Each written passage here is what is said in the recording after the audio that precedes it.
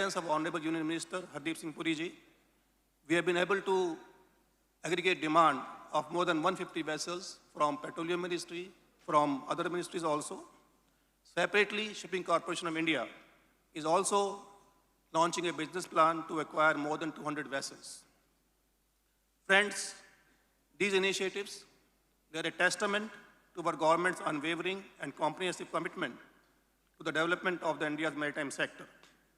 This is a watershed movement in India's maritime industry, which aims to develop the shipbuilding industry through a very comprehensive package.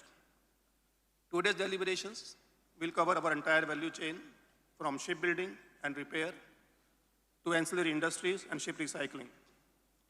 It will showcase the potential of the Indian shipping market, the capabilities of Indian ports and maritime boards, the strength of our domestic industries, and the opportunities for global cooperation. I urge you all to share your thoughts and suggestions to enhance the outcome of this session on a collective basis. I am confident that the ideas and partnerships that emerge today will lay the foundation for a new era of maritime manufacturing, one that is sustainable, competitive, and truly global. I again, while concluding, sincerely thank our Honorable Union Minister, Hardeep Singh Puri ji, for sparing his valuable time and giving us guidance. Thank you. Thank you, sir.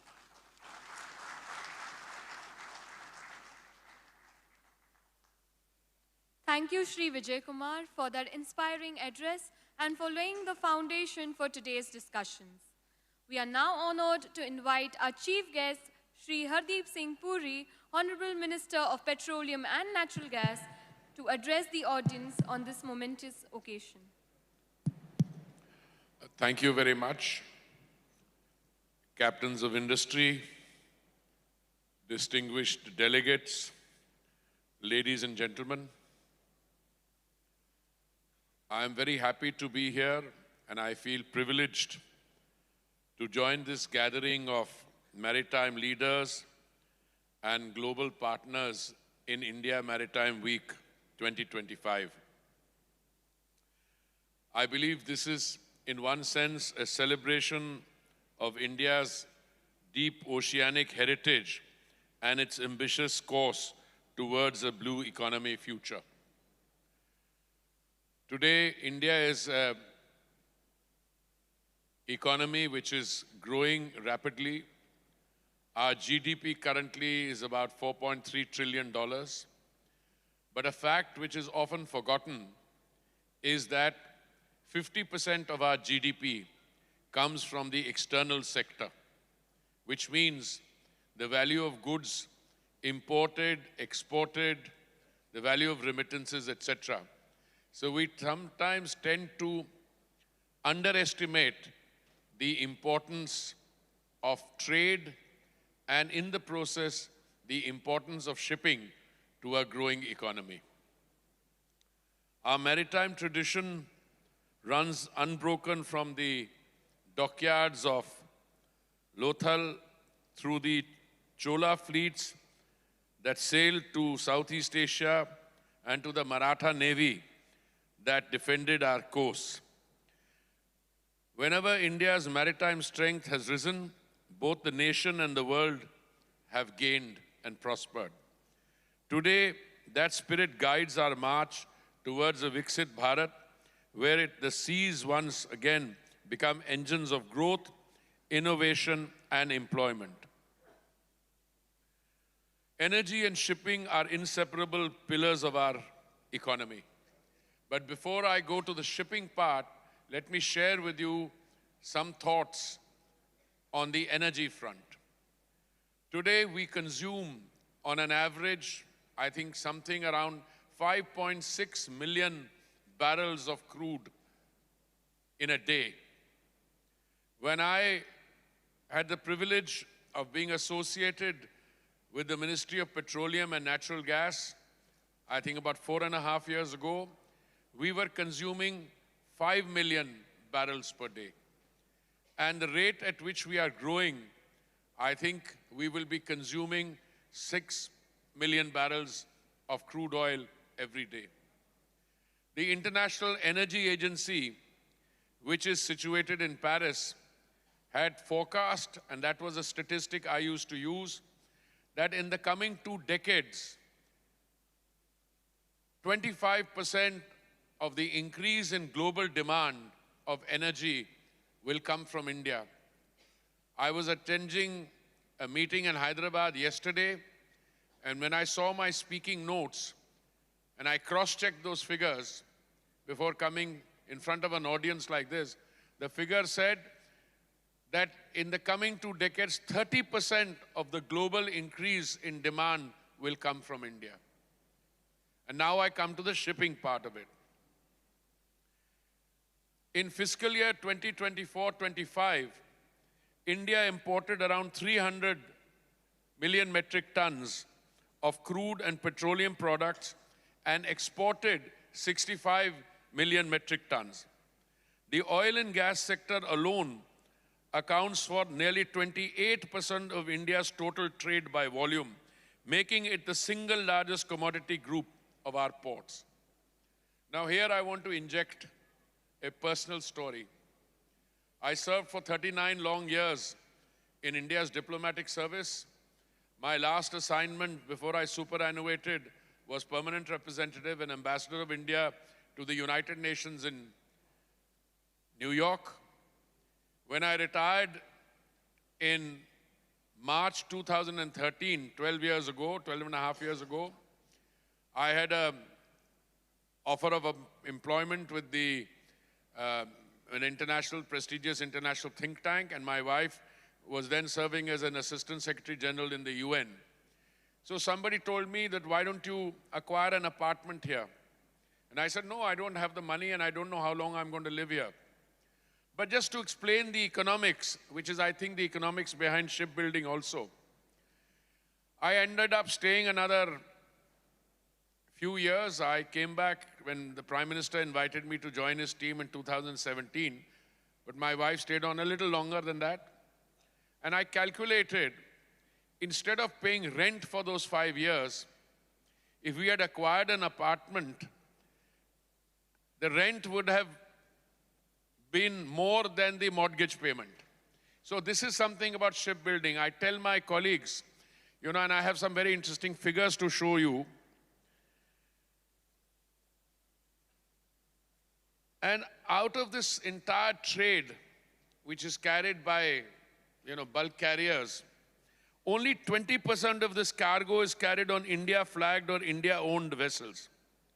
A challenge which is now turning into an opportunity.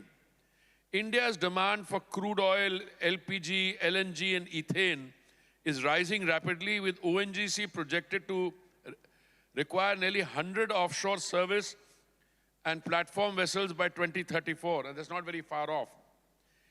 India meets nearly 88% of its crude and 51% of the gas requirements through imports. That again brings in a sharp focus on the context of why we need to build more ships. In fiscal year 2024-25, our crude import bill crossed 150 billion US dollars, reflecting the size and enormity of that figure.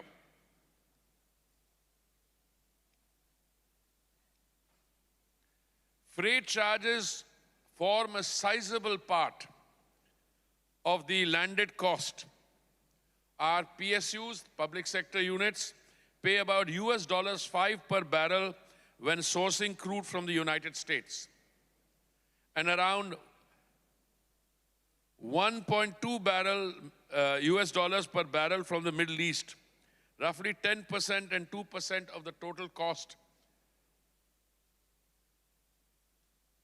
For gas, freight averages 5% from the Middle East and go up to 15% from the United States.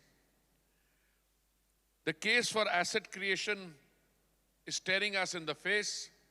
If we total the annual amount spent by our PSUs on chartering ships, the figure over just 5 years is a total of around US $8 billion for IOCL, BPCL, and HPCL. These are the 3 companies, and I have the distinguished CMD of IOCL sitting right next to me, and I was whispering this into his ears.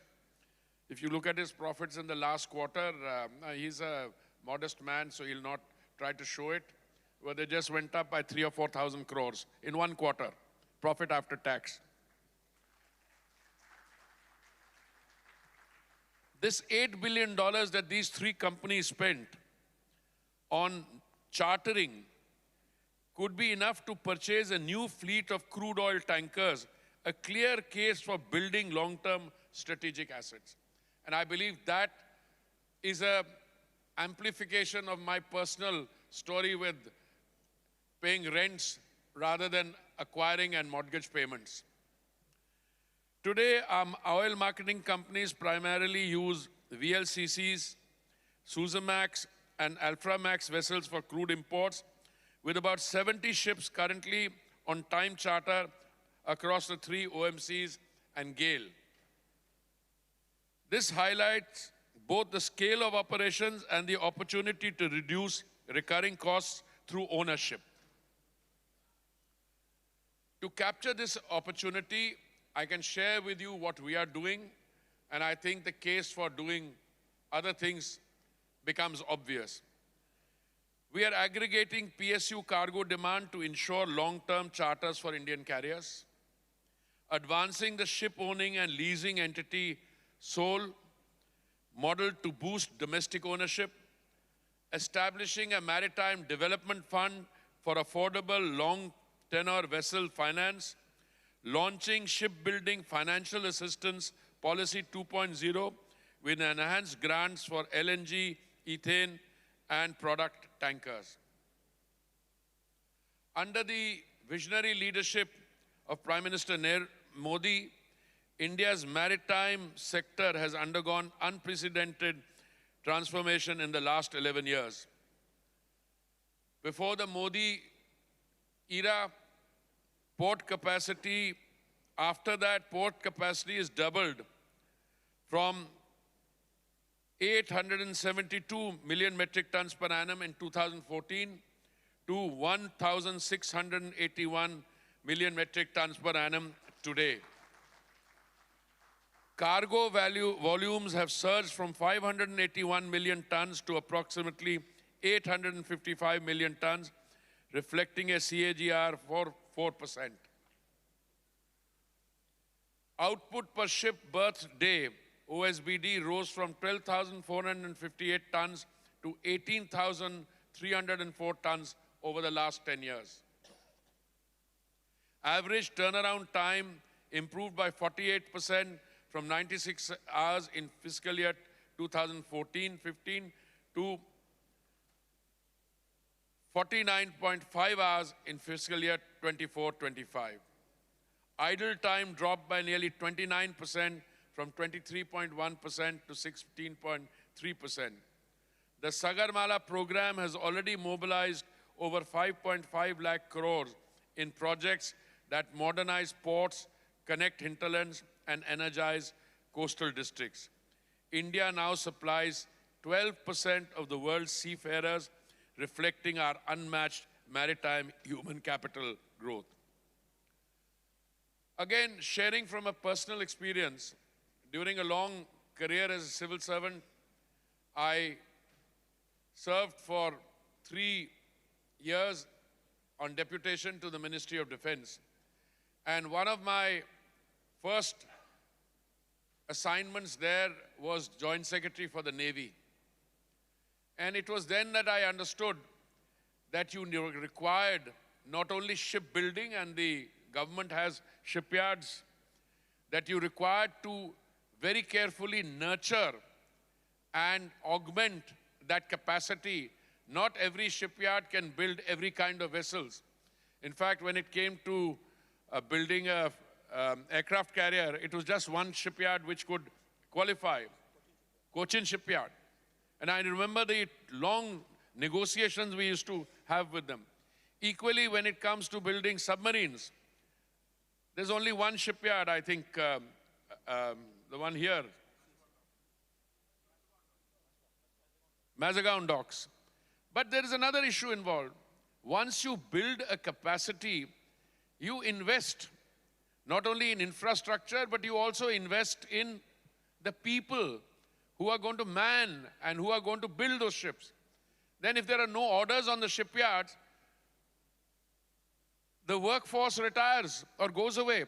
So I remember one of the things that I used to agonize about along with my colleagues is to how to make sure that you build the infrastructure will last, but unless you place repeated orders on the shipyards, it's not going to work. And now you come to another very interesting situation, which is one that I'm grappling with now. Now suddenly our energy sector is looking for vessels, and if you look around the world, there are 2 or 3 countries which have that capacity. And if you talk to them, their order books are filled for the next 6 years. So I think the most sensible course of action would be for us to tell them to come here and invest. Maybe the first few vessels can be built in wherever, in Japan, Korea, or elsewhere. And then you start production here. But all this is work which requires perspective planning, not for today and tomorrow, but for 10, 15, 20 years. And I think a discussion of this kind in a premier event like the India Maritime Week will help focus on that. And I see some of my friends sitting here from countries which I think have very effective ship producing yards. Believe me, ship production was earlier, according to my understanding, dispersed amongst a number of countries. Today it's not that. Today many countries which were shipbuilders have stopped, whereas the shipbuilding is continuing. But even those countries which have very robust shipbuilding industry, I think you need to look at partners like India, where the demand for haulage and carriage, or whatever the term is going to persist over a period of time. Today we are a $4 trillion economy. We talk about 7, 10, 15, 20. The rate at which we are growing, 9.8% in the last quarter and 9.4% in the quarter before that. And if you look at our plans, I mean, you could look at the domestic economy. I mean, I'm sorry to say this is not a reflection on the event, but it was not easy to get here. There's so much traffic on the roads. The same thing happened when I organized the first India Energy Week. But on the one hand, that's a sign of economic activity. On the other side, it's also an indication that we need to be able to anticipate the increases. I remember somebody who's very close to me was once building an infrastructure project, and I said, wow, this is fantastic. He said, that's not my worry. He said, after 3 or 4 years, you will be telling me that we should have planned on a more grand scale. I was civil aviation minister for 2 years, I think, 1919 to 21. And I had something to do with the modernization of airports. And we were, those days, looking at Jewar, which is a major airport next to Delhi. The people tell me, do you need another airport? I said, the issue is not whether I need another airport.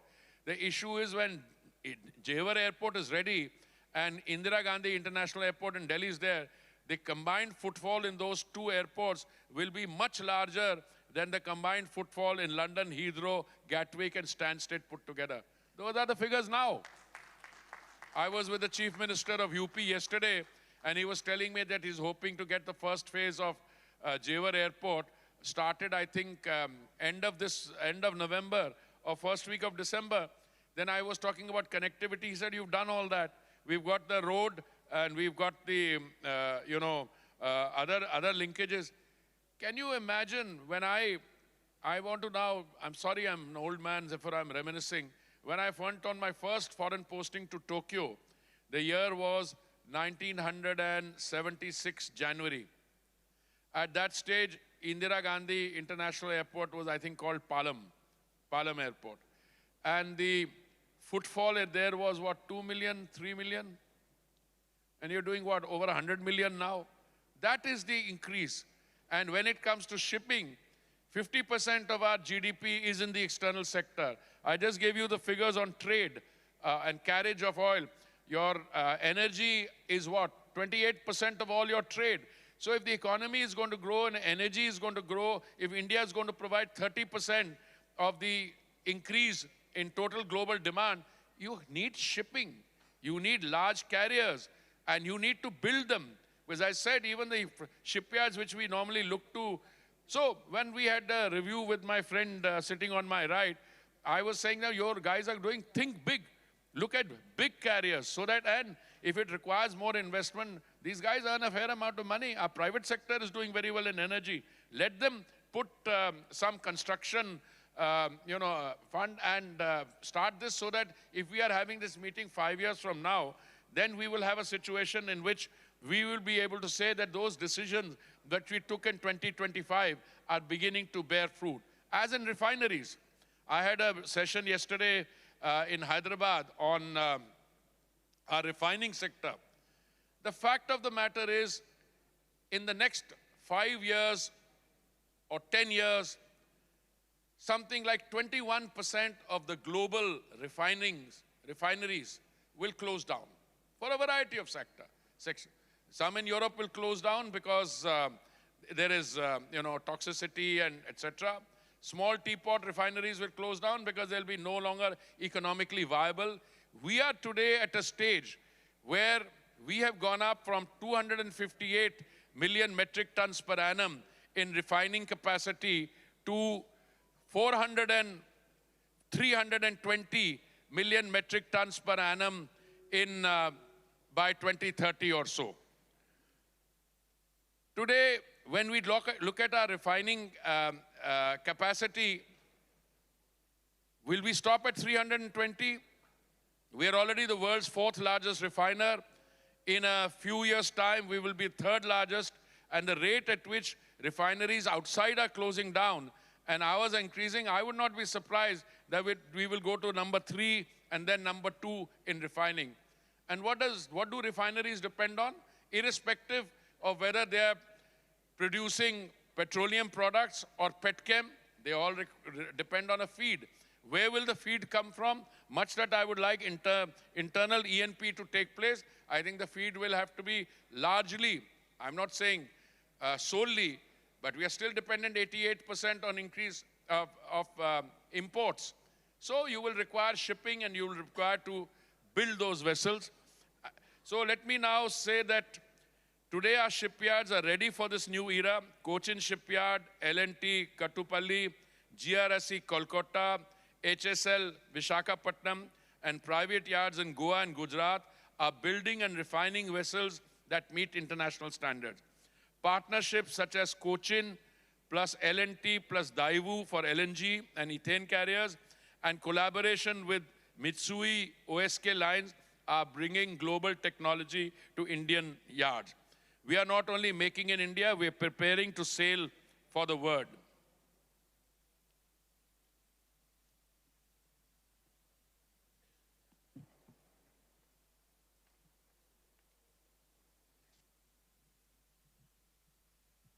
This kind of cooperation also involves strategic connectivity and global partnerships. We are also anchoring the trade routes of the 21st century. The India, Middle East, East Europe Economic Corridor, IMEC, and the International North-South Transport Corridor will connect our ports to Europe, Central Asia, and Africa. These are not just corridors of commerce, but pathways of prosperity and security. Looking ahead, the maritime sector is poised to attract rupees 8 trillion of investment and create 1.5 crore new jobs by 2047. That is the scale of India's ambition to make the ocean a multiplier for economic growth, employment, and sustainability. Events like India Maritime Week 2025 bring together 100+ countries, 500 exhibitors, and over 1 lakh delegates, forging partnerships that will define the next maritime century. Let me just conclude by saying the government of the Prime Minister Modi, views our oceans not as barriers but bridges to a better future. We are modernizing our ports, greening our fleets, empowering our seafarers, and bringing a resilient, inclusive maritime economy. This is India's moment to unite our oceans, energize our economy, and steer the world towards a sustainable blue horizon. And I don't think we can do this alone. We need our partners. Therefore, I want to extend a very warm welcome to those of you who have traveled to Mumbai for this event, and those of you who are engaged already in partnering with our economic entities. And I also want to extend a welcome to those of you who are thinking of partnering with Indian entities. I think jointly this could be a win-win for all of us. Thank you very much.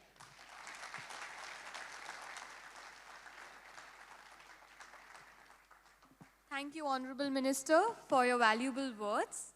I would also like to take this opportunity and welcome our Honorable Minister of State for Ministry of Ports, Shipping and Waterways, Shri Shantanu Thakur. I request Shri Vijay Kumar to felicitate our Honorable Minister with a bouquet. Let's welcome Shri Shantanu Thakur with a round of applause.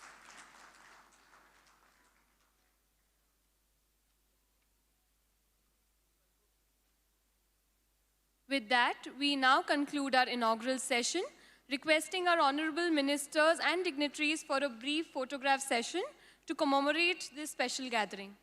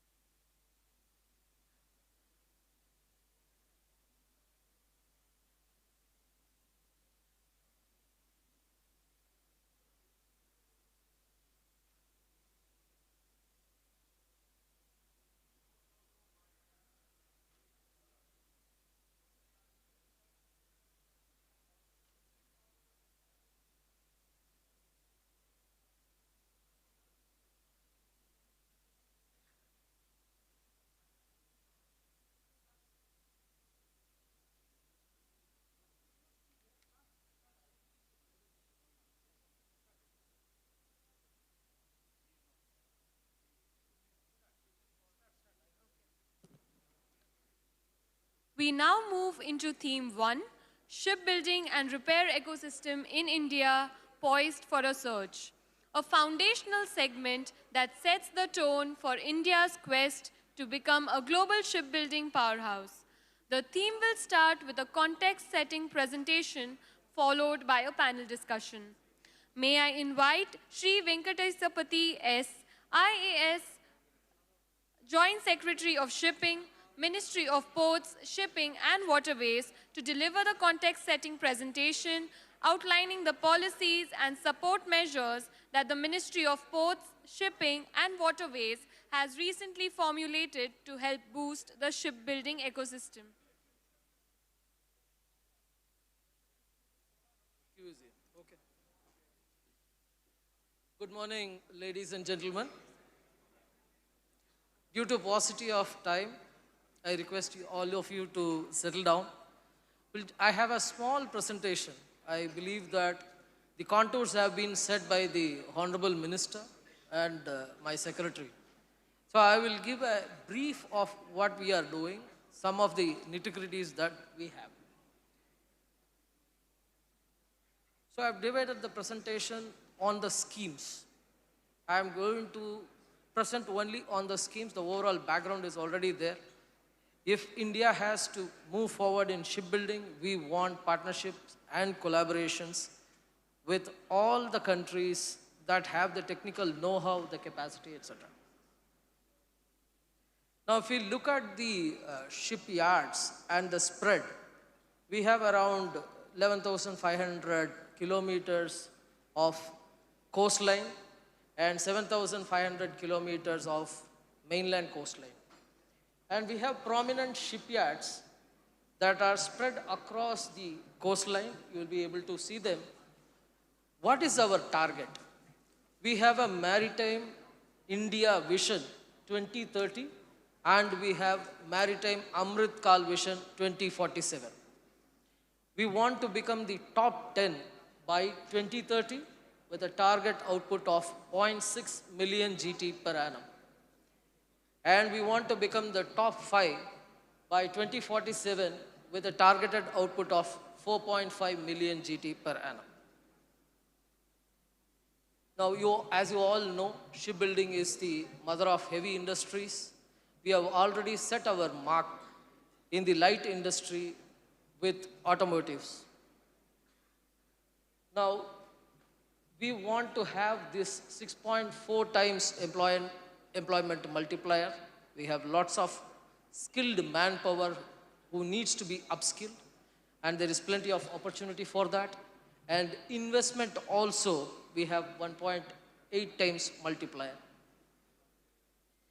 So this is the overall approach for shipbuilding.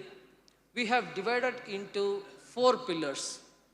The first pillar, I'll be explaining pillar by pillar. The first pillar is the Shipbuilding Financial Assistance Scheme, which is about 25,000 odd crores. The second one will be on the Maritime Investment Fund, a fund not only for the shipbuilding but also for the entire maritime sector.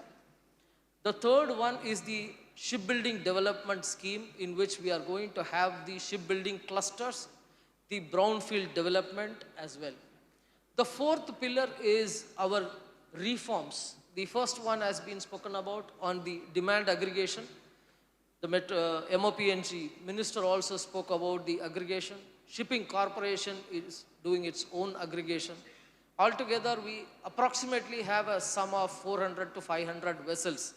That is the immediate need for India. Then large ships have been notified as infrastructure in September 2025. This gives an advantage for the ship owners to build in India. Then there are taxation issues and flagging issues that we are looking at. Let me touch upon the first scheme.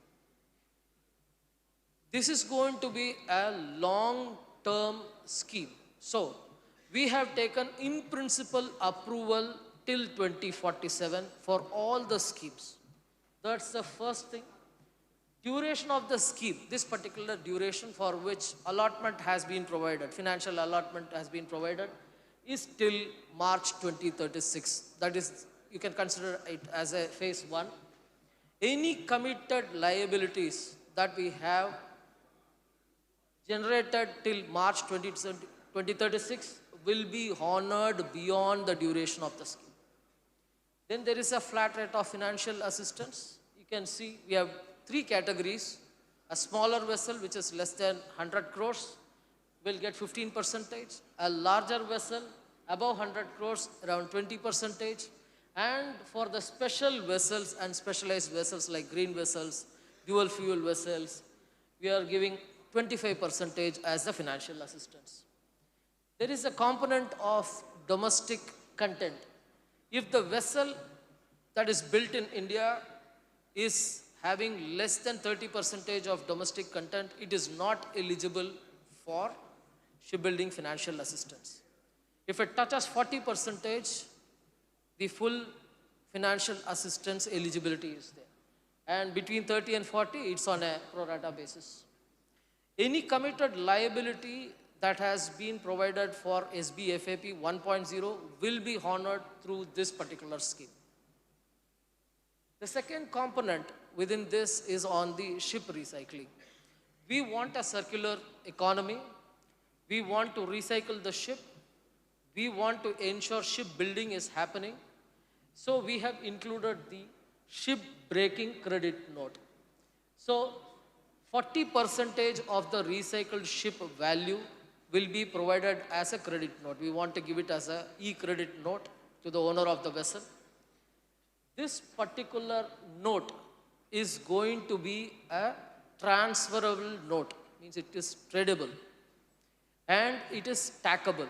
You have several vessels, you can stack one over the other.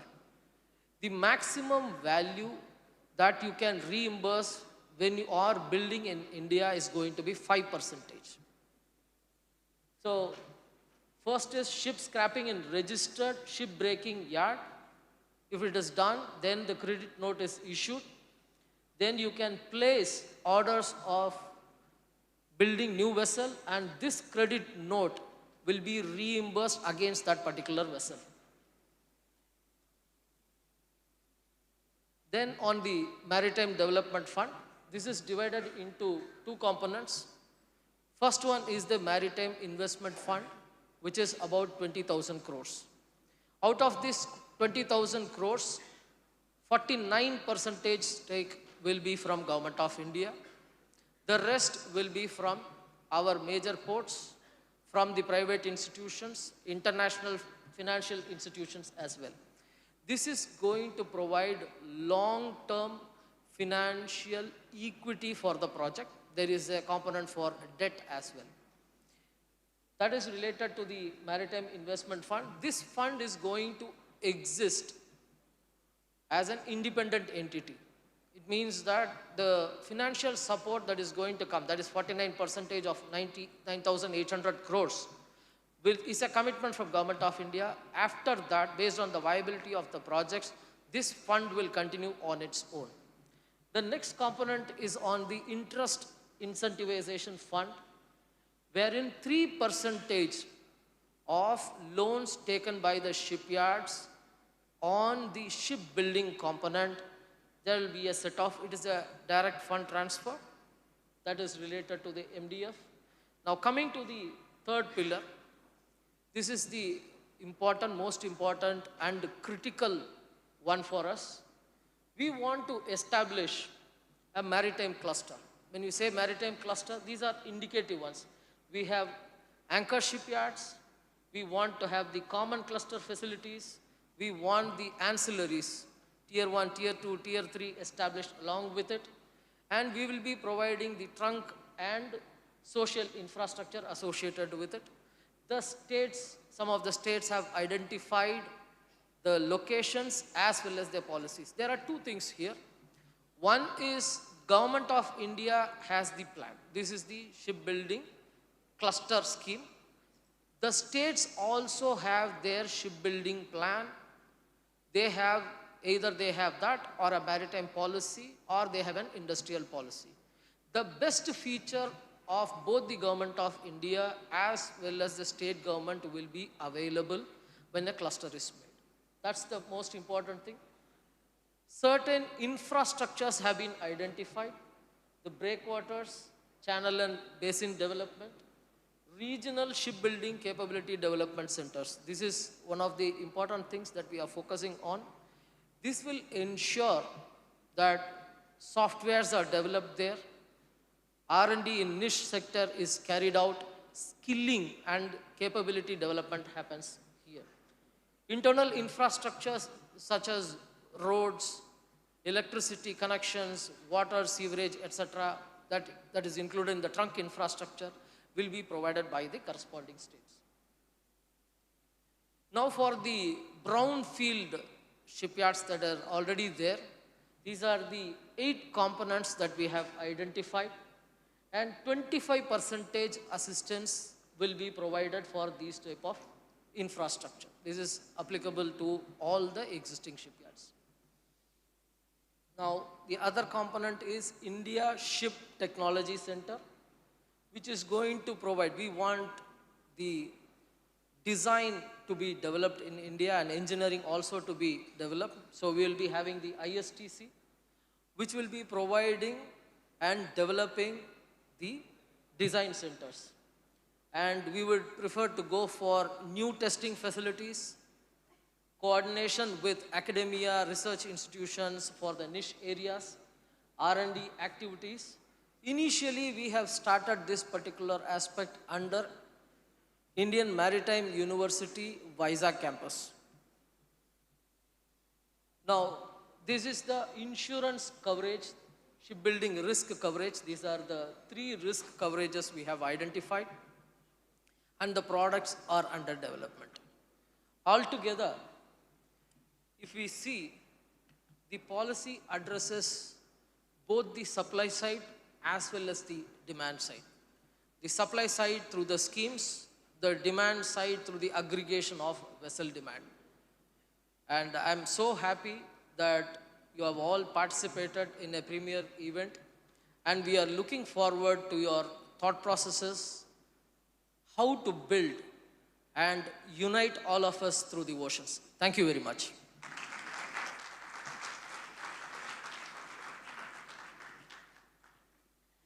Thank you, sir, for laying out the strategic landscape of India's shipbuilding and repair ecosystem. Your insights provide a strong launchpad for the discussions ahead, and I'm sure it is going to generate a lot of enthusiasm amongst the industry. We will now take a brief moment to transition into our next segment, the panel discussion on emerging shipbuilding opportunities in India.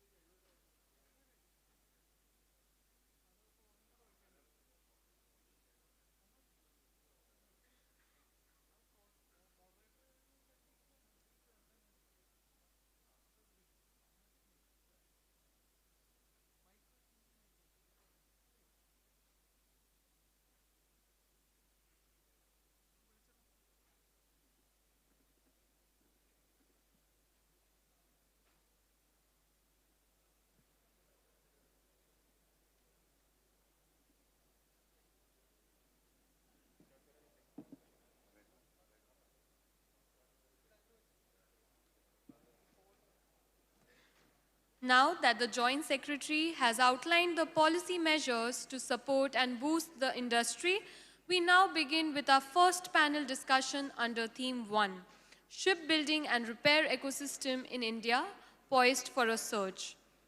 This session will explore the evolving landscape of shipbuilding in India and the opportunities that lie ahead, particularly in terms of how the industry can leverage the policy measures to boost Indian shipbuilding and take it to its right place globally. Moderating this session, we have Mr. Sameer Bhatnagar, Partner C&O, Energy and Infra, Mobility and Logistics, KPMG. Joining him on the panel are distinguished leaders from across the shipbuilding ecosystem. Inviting Shri Madhu S. Nair, Chairman and Managing Director, Cochin Shipyard Limited, Captain Jagmohan, Chairman and Managing Director, Mazgaon Dock Shipbuilders Limited, Shri Vivek Merchant, Promoter of Swan Energy and Director, Shipyard Division, Captain Rado Antolovich, CEO, Dubai Dry Docks, Mr. Pim, Director, Asia Pacific, Damon Shipyards, and Captain B.K. Tyagi, Chairman and Managing Director, Shipping Corporation of India. Let's all welcome them with a huge round of applause.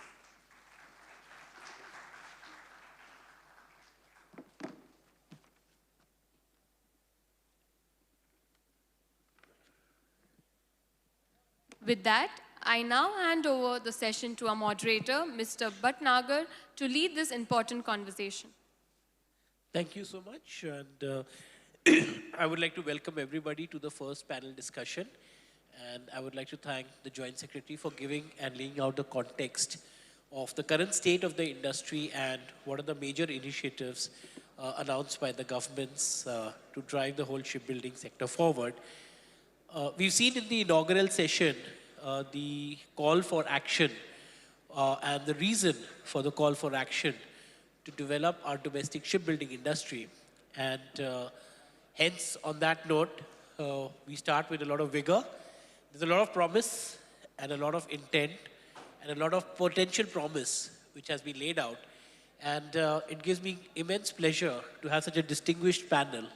And I could not have hoped for a better panel here of industry captains and leaders not only from India but from other countries as well to contribute and share their thoughts on the platform today.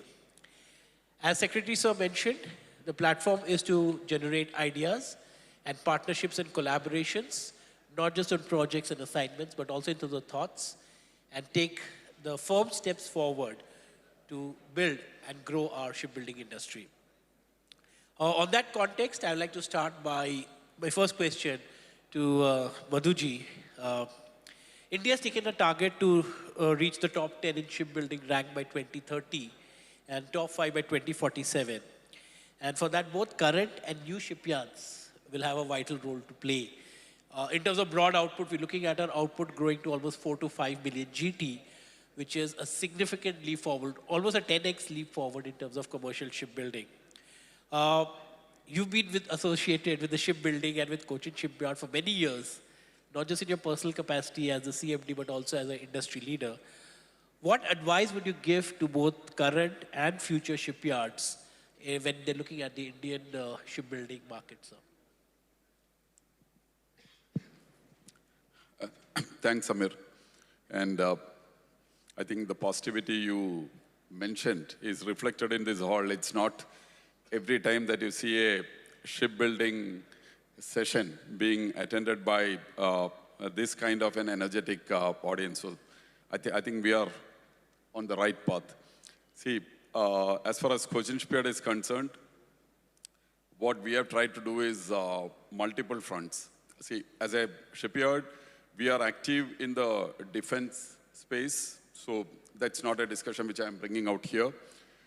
Then, on the classical shipbuilding side, there is a part of us which is what we call the functional or the specialized vessel part, largely our European connect, both on the technology side and the clientele side. It's largely on the European side. And then now we are talking about the traditional merchant vessel space, both dry, liquid, the container space. And this is what, as a country, we are talking about, building up the strength and capability. But as we move forward, existing shipyards like ours, since we have come from different formations, we will hold tight to the defense part. We will continue and take forward the specialized vessel segment because the world would need good specialized vessels. And as we speak, we feel that's one great strength India has, strong engineering. We may have weaknesses in the other side, but we have the people, we have the engineering. So the specialized vessel segment will take forward. And coming to the merchant vessel space, the mid-large size vessel, we will need further infrastructure. And we have been talking about infrastructure, but my piece of advice, a little bit of caution and excitement, all stems from the fact that it's not just about infrastructure, it's also potentially about the skilling part, the processes and systems, and the collaboration. Because without collaboration, especially with the Koreans and the Japanese, I don't think we will be able to take this forward. So all this calls for long-term view, long-term investments, and this is what the Honorable Minister Hardeep Singh Puri was alluding to. I think we have to set our sights of the minimum would be 15 years and then much beyond. So everybody must be willing to be having perseverance. Nothing is going to happen overnight. Perseverance from an economic, financial point of view, patient capital will have to come in and we'll have to walk the long rope. But I think the country has decided to back us up. I think it's exciting times. Thank you so much, Madhuji. And I think that has advice, as I mentioned, for the new entrants as well, that they need to look at it as a long-term play. And I think that's where, when we look into the four-pillar approach of the government, they are looking at the Maritime Fund to provide long-term patient equity capital. In addition to India's first maritime financing NBFC, which is Sagarmala Corporation coming in. And hopefully that should provide a base foundation. But you mentioned about defense shipbuilding, and I'd like to speak to Captain Jagmohan then as my next point, that not just patient capital, but also in terms of building skills process systems and a naval shipbuilding, starting from, if I'm not mistaken, from the 1960s, where we took a intent that we need to build our Navy fleet in-house. Over a period of time, that entire ecosystem has grown, and the indigenization, and you could probably inform us how much is the degree of indigenization. But we've built a naval shipbuilding. How do you see the naval shipbuilding capabilities getting translated to the commercial side? So I believe if we can do it on the Navy side, we can also do on the commercial side if we just keep at it. So could you give us some insights on how some of the naval capabilities which are there in India today can be translated to the commercial shipbuilding as well? It might be on Captain Jagmohan, yes. Yeah, good morning. Thank you. Now, first of all, we have, as a shipyard, taken steps to move into commercial shipbuilding, and that is with a lot of experience in naval shipbuilding, primarily, frigates, destroyers, and submarines. But what we need to understand is, if you look at India, if any part of the shipbuilding which is actually thriving is the defense shipbuilding, or shipyards which have done programs on defense shipbuilding have thrived. And we at the commercial shipbuilding, and particularly the policymakers, have a lot to learn on the the success of defense shipbuilding in the country.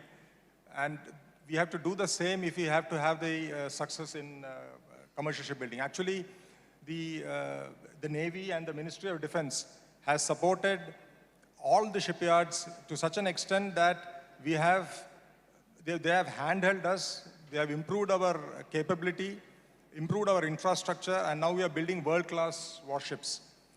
We expect that with the recent slew of measures by the government, commercial shipbuilding is also not only becoming viable, will also become profitable in the medium and long term. This is particularly important because shipbuilding is one of the most difficult sectors to operate in. In fact, it probably after the airlines industry, it is the most difficult industry to operate because of the very, very slim margins, high risks, large degree of uncertainties, and the industry that is susceptible to boom and bust cycles. So as a leading shipyard in the country, we feel that it is our moral obligation, as well as we are an extended arm of the government, that we will participate in the government's initiative for being a commercial shipbuilding nation of the world. Thank you. And are there certain specific design, manufacturing, procurement, sourcing capabilities which the Indian commercial shipbuilding ecosystem can leverage off from whatever is happening on the defense shipbuilding side as well? Yes, certainly. Actually, there are far more similarities rather than any differences between commercial and naval shipbuilding, because the skill levels that are required, the quality control the project management, the quality management. control, everything is virtually similar. The only thing is the difference is probably the infrastructure requirement. For a warship building, you don't probably need to have the kind of infrastructure that you need for commercial shipbuilding. Right. Otherwise, the similarities are quite a lot, and we can bring in a lot to the table, particularly when it comes to specialized ships in commercial. Right, right. Thank you so much, Captain. And with that, I move to, from the public sector, both commercial and defense, move to the private sector, shipbuilding. Thank you, Vivek, for joining us today. And as Madhuji mentioned, I think the good proxy is we've got people standing as well in the room, probably not so maybe 10 years ago, and that shows the interest in the sector as well. So a lot of positivity with the new schemes, patient capital also being provided, collaborations and MOUs being signed, the 3 yards coming out of the NCLT as well, you've taken up as well, the Pipavav yard as well. But just as we typically would ask a difficult question as the elephant in the room, what do you think further needs to be done, or what do you think could potentially be roadblocks that we may see And it's not a silver bullet which would solve everything. But then, what do you think are a couple of important things that we may need to further consider or watch out for so that this entire positivity and the momentum is maintained as we go ahead? Right. Thank you, Mr. Bhatnagar. So as a new shipyard, of course, we have to keep in mind everything that's been spoken of by Minister, the colleagues here as well. We are a large shipyard. We intend to focus on large shipbuilding.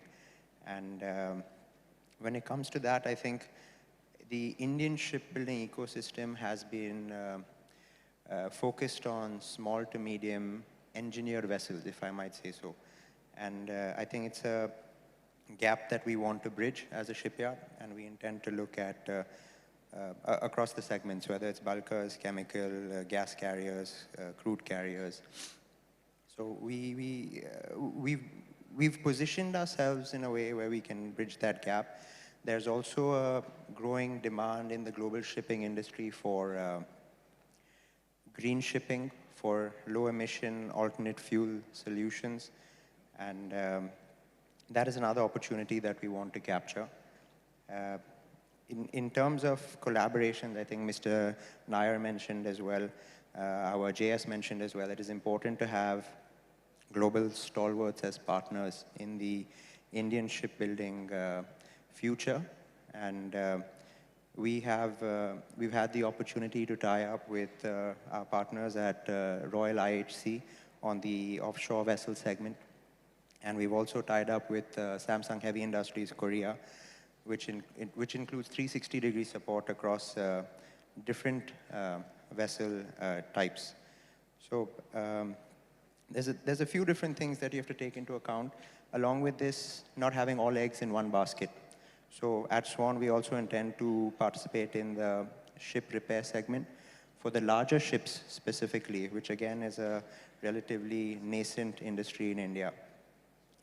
So along with all this, we have the policy support. I think MOPSW, along with all the partners, have been working tirelessly for the past 2 to 3 years, taking into account everybody's inputs. And we've seen the SBFAP 2.0, or the SBFAS as they call it now, along with the infrastructure status and the tax and duty cuts as well. So along with that, I think one key point is the demand aggregation. That demand aggregation must be followed through. We have to ensure demand for Indian shipyards through the ups and downs. And along with that, I think government support in terms of sovereign-backed guarantees. I think that's a key point. What China has done over the last 20, 25 years is something that we have to emulate in this regard. Specifically for the larger shipbuilding segment, I think it de-risks the export customers when they come into an ecosystem like India, while also, of course, supporting the cash flows for the Indian shipyards. So I think it's an overall combination of partnerships, collaborations, support from the government, and of course, capabilities along with the infrastructure. That's one more point I'd like to add. In fact, the National or the Indian Ship Technology Center is something of interest as well to us.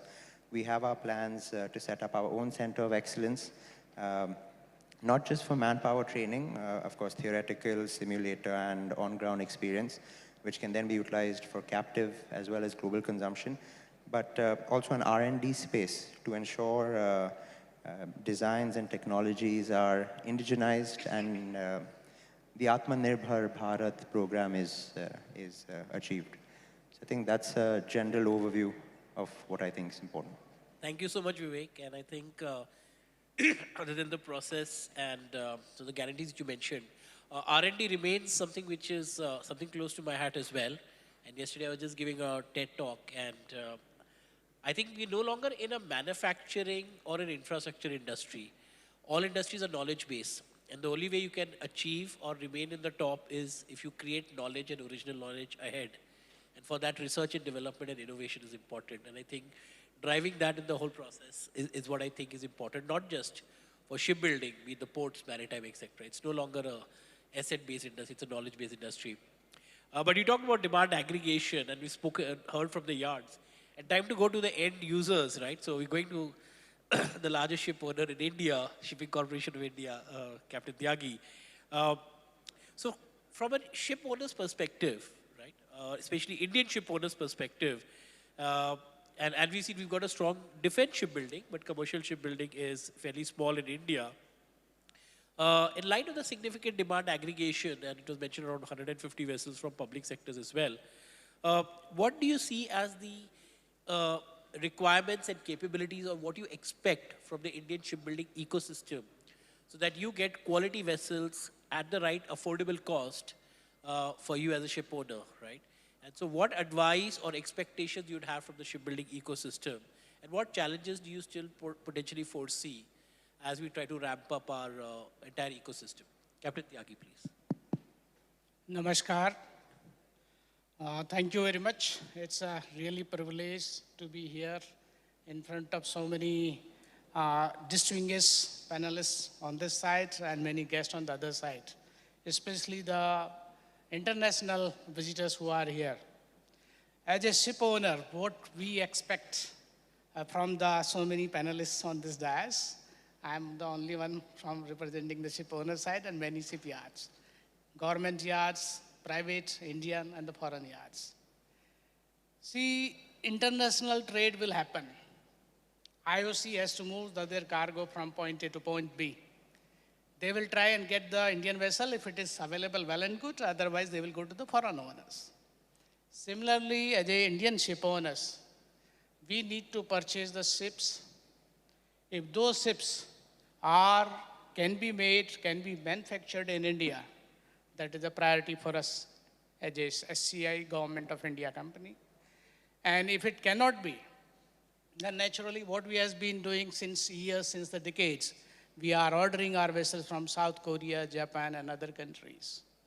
But now this is the time where Government of India has identified this as a challenge, not only in terms of a commercial, also a strategic point of view also. Now this, we know nearly 76 to 80 billion dollars is going out of country in terms of freight every year. And Honorable Prime Minister mentioned in Bhavnagar, this is equivalent to the Indian defense budget per year. So that is a kind of magnitude. Today, Union Minister Sri Hardeep Saab, he mentioned, then Vijay Kumar Saab and GS also mentioned this. So overall view, Government of India is trying to basically create this conducive ecosystem for shipbuilding in India. And our ministry, Government of India, highest office of this country, it's now focused actions and which is visible also. Series of actions have been taken. Now as a ship owner, definitely demand aggregation is done with the oil companies. Similar exercise we are doing with the steel ministry, fertilizer also. And we can see clearly in the market, there will be need of more than 200 vessels in next 4 to 5 years. This is the demand where we as a ship owners supported by Government of India policy. As a ship owner, now what I'm looking in terms of as a business entity, I should get the ship at the competitive international price. It should be delivered in time, and definitely it should be quality stuff. As a commercial organization, I cannot afford if the order gives me the commitment, say, for 1 year. And after that, every day is a cost to ship owner. And we are responsible for our shareholders, including as a SCI to the Government of India also. And this situation becomes very intense if it is a private businessman. So as a ship owners, we expect the cost should be internationally competitive. If there is a difference, there is a delta, what is available, say, in South Korea and India, the delta is being now addressed by Government of India by various methods. But after the delta also, it cannot be, we as a ship owner, we can't expect that that delta will continue to grow. And Government of India or the ship owners will fund that gap. That cannot be done in commercial organization. So the cost has to be competitive as far as the ship owner is concerned. One, number two, timely deliveries, and definitely quality stuff. Today we know the shipbuilding in India is less than 1% if it comes. So this support, international support of Indian shipyards, which is happening, this is really remarkable. And this is the only way I see as a ship owner. If we want to achieve this Indian shipbuilding objectives to be meeting, then this is the only way. This international big shipbuilders, they come and they are joining hands with our Indian yards, private or the PSU also. And once that happens, then we can expect that this quality, cost, and even the timely delivery, this will ensure. Initially, it may not happen. In fact, Secretary Saab and even Honorable Minister was mentioning, maybe first vessels, few vessels of the lot may be built in, say, South Korea. And then we as a country, we expect that further in the same sister vessels, those constructions should happen in the Indian shipyards. So this is the overall view. But this is an exciting time for the entire Maritime. Maritime Week we are celebrating. It is not only the celebration, it is the future plans up to 2047. And everybody is basically attending this. And this is giving huge opportunity, not only for the Indian business, entire international, all shipyards, small, big, and ancillary industry. This is just the major core.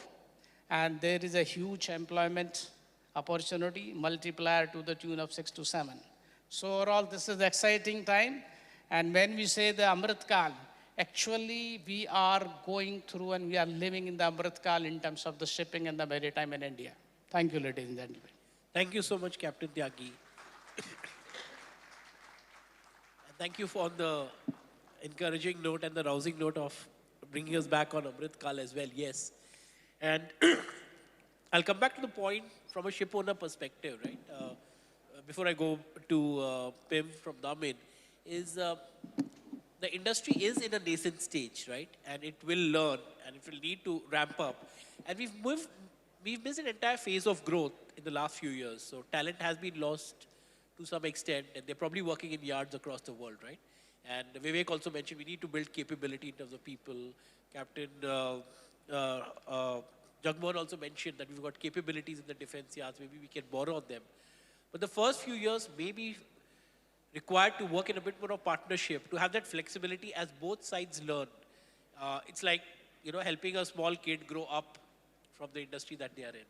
So where do you see the ship owners being able to work collaboratively? As you said rightly, we are a commercial organization in ship owning. You're working in international business, just like the shipyards are. Your end users will ask for market-linked contracts on pricing and timely deliveries. But where is it that you see ship owners being able to work collaboratively and work through ironing out the initial things so that the Indian yards may not be able to deliver everything to a contract on day one? And that flexibility and that collaboration is required when you look at India as a country. And that's not just from a public sector perspective, but as a ship owners and shipyards as well. Thank you, Samir. This point is very well identified. Things cannot be at the perfect level of operations on the day one. Government of India, our ministry, is very well abreast of this situation. And we as a ship owner, especially as a PSU, we will take definitely this point into our consideration when we are going to float the tender and when we are going to award the contract. So definitely there will be some leeway from our side to the Indian yards that please, you are given some concessional time, but definitely in terms of quality as a ship owner, we will not be able to support this. Cost, Government of India is supporting. In terms of time, definitely we are going to consider this. Sure. But the same time expectation would be there, okay, after a couple of vessels, after a couple of years, then we expect our colleagues on this dais that come up to the international level. Either you do your own or you collaborate with any player. But we want to have the international competitive market where we get the best for the ship owners. Thank you. Thank you so much, Captain Tyagi. And I think the collaboration part, I might, depending on time, come back to Captain Jagmohan as well. But moving on from the Indian to the international players, right? So Pim, hi, welcome to India. Welcome to the new wave of growth that we're seeing here, right? From an international perspective and a foreign shipbuilder, right? How do you see the opportunity in India and what kind of, what is your perspective in the growth? What do you see in terms of, from us we see a lot of positivity, a lot of energy coming in, right? But what is your perspective, A, and how do you see not just Damin, but also other yards, inviting them to India? What is it that you'd exhort other yards from other countries to say, come to India, there's a great opportunity, and what advice would you have for them? Thank you. Good morning. First of all, I would like to start with saying that both the company that I represent, Damen Shipyards, and I are honored to be invited on this panel during India Maritime Week. Damen Shipyards, the company that I represent, has been active in shipbuilding as a family company already for almost 100 years. What we do not build are the ships of my neighbor. We do not build large oil tankers or container carriers or bulk carriers. We do build small to medium-sized professional vessels, like military ships, like tugs, fishing vessels, could be dredgers or offshore ships. We've been doing that quite successfully at many different shipyards in many different countries, also in Asia. I'll give you the example of Vietnam, where we have built in the past 20 years, a bit less even, 650 ships, a lot of them for export, currently at 6 different shipbuilding locations, and we're employing there directly and indirectly, between 6,000 and 10,000 people, very successfully. Of course, we're also interested in setting up shipbuilding activities in India. But shipbuilding is not about welding machines. It's not about cranes. It's not about launching facilities. Shipbuilding is about people, partners, people who can develop a plan. And once that plan is there, you can start talking into the details of shipbuilding activities. The plan between the partners, as far as it's Damen concerned, has to be about quality, for instance. What kind of ships are we going to build? What quality level would we like to achieve? One thing that we, from experience, know that you should never build 2 quality levels at one yard.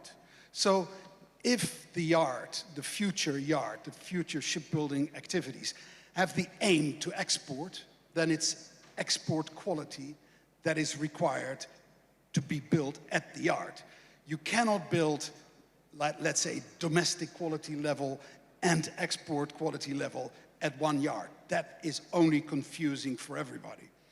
So, once that is agreed between the partners, then, very, very important, standardization.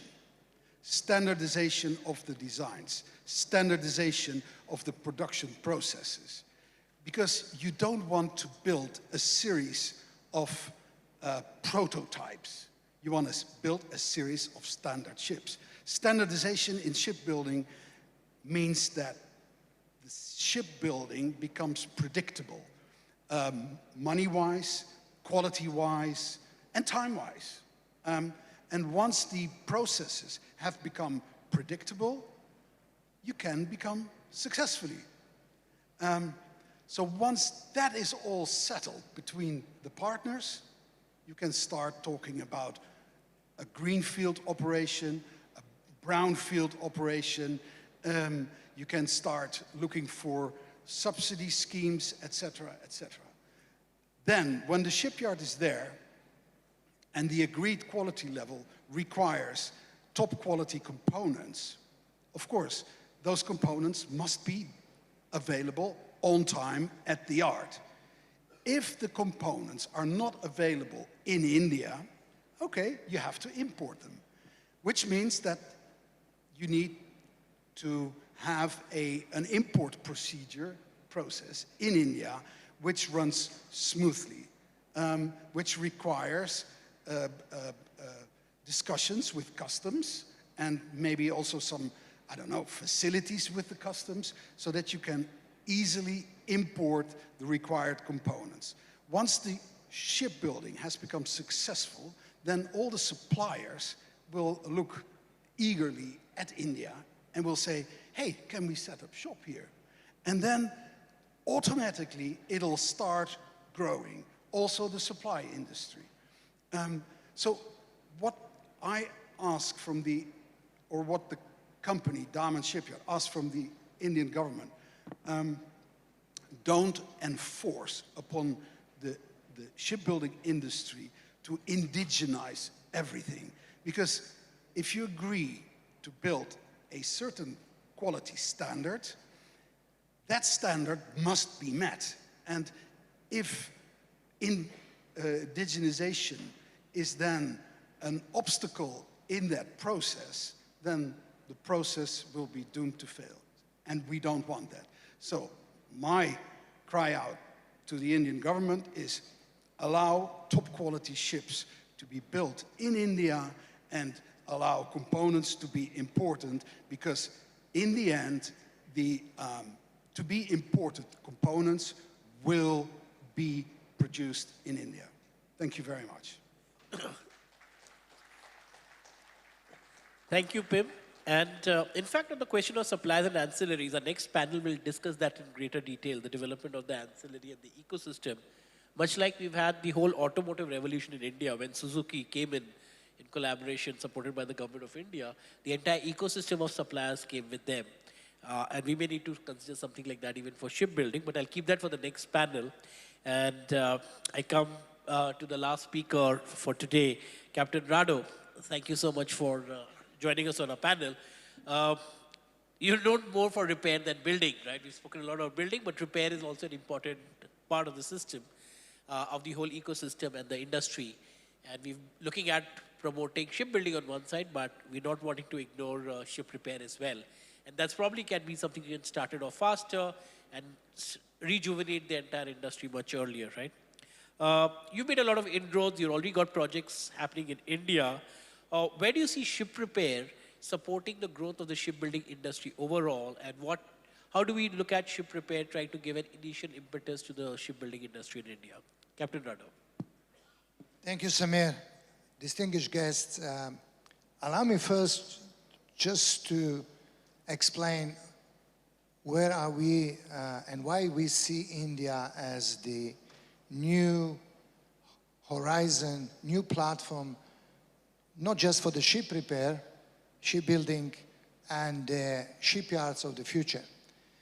If you look in the evolution in the last 60, maybe 70 years, how the shipyard migrated from Europe to Far East, Japan, Korea, then China. China is forced to reckon, in particular in the new shipbuilding, less to some other extent.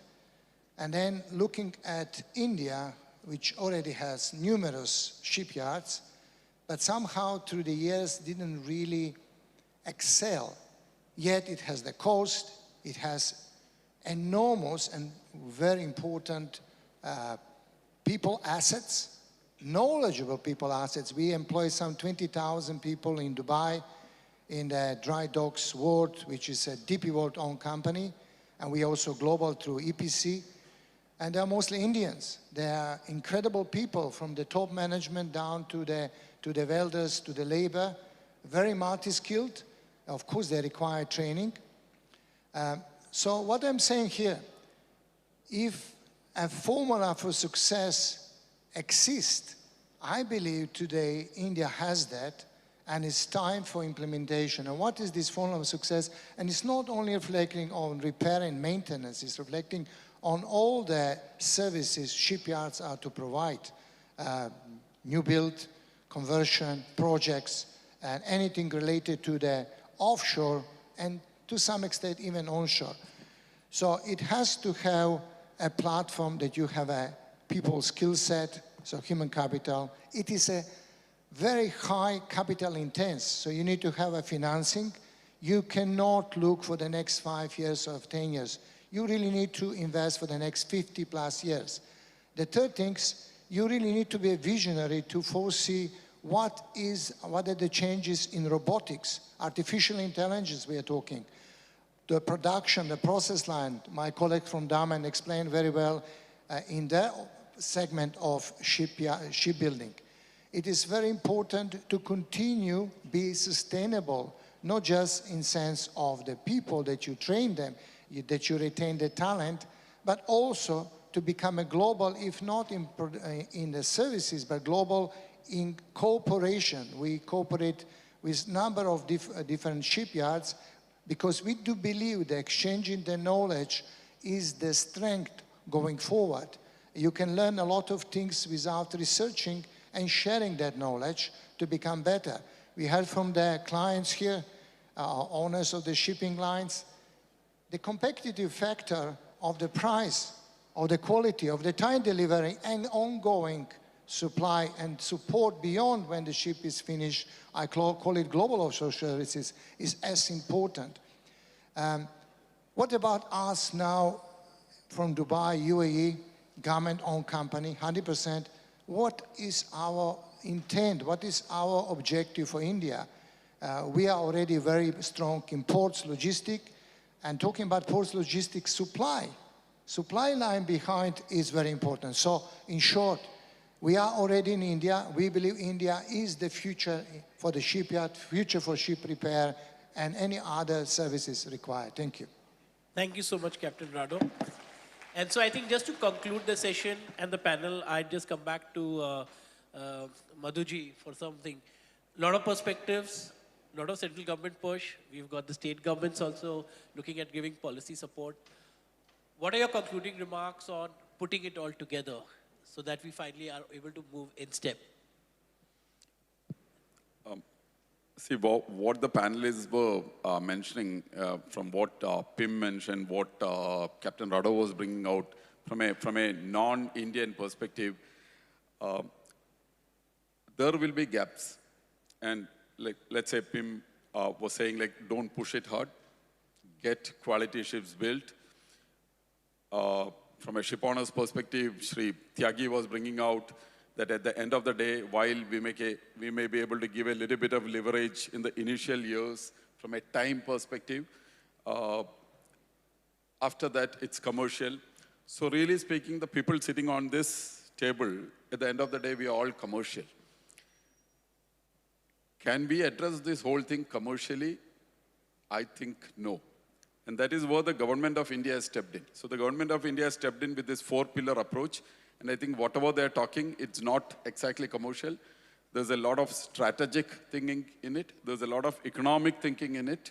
And there's a lot of long-term, to use the word I use, actually the government of India is saying there won't be flip-flops in policy. It will be consistent and long. So there is a lot coming from the government of India. But I think it's, at the end of the day, we are not going to set up shipyards in Delhi. So it's going to be in the states. It's going to be in the coastal states. And then the states have got a very important part because at the end of the day, you'll have to set up this infrastructure. Everybody is fearful in setting up their infrastructure. Like, let's say you put in large money, you can't come out of it. These shipbuilding is something where there's really largely speaking, no exit route. So once you are in it, you need to move long and far. So the states coming in, and the states will also have to look at it, not commercially, because this is economic. I just wanted everyone, the non-commercial people in this room, to understand that this is about economic activity. And finally, economic activity, the economic rate of return. The economic activity accrues to the country, to the state, and it is big. The kind of employment generation, the kind of economic multiplier, the kind of social things that will happen, the kind of skilling that will happen, the kind of ancillarization that will happen. None of this will accrue to either a ship owner nor to a shipyard, but it will accrue. It will accrue to the country. So I feel the states must be very cognizant of this fact and think long and deep. The industry, the commercial guys will be there to work along with it. But I think the center policies are already there. The state policies are coming in.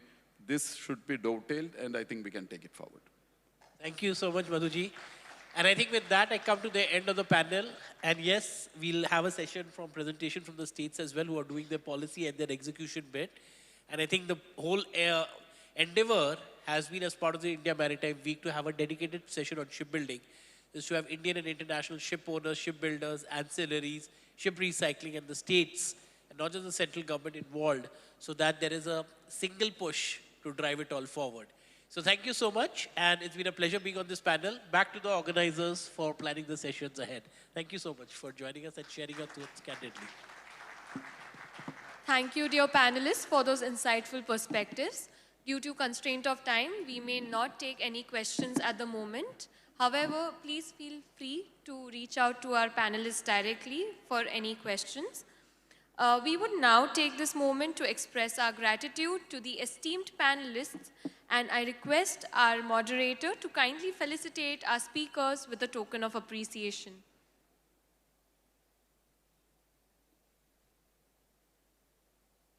As we present the mementos, requesting the audience to keep applauding.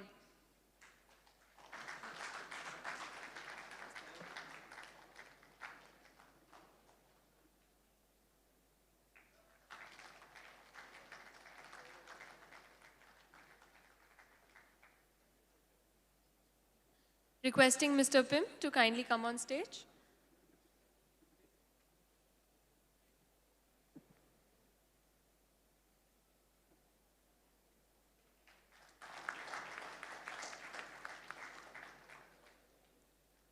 Thank you. Requesting Shri Vivek Merchant to kindly accept the memento.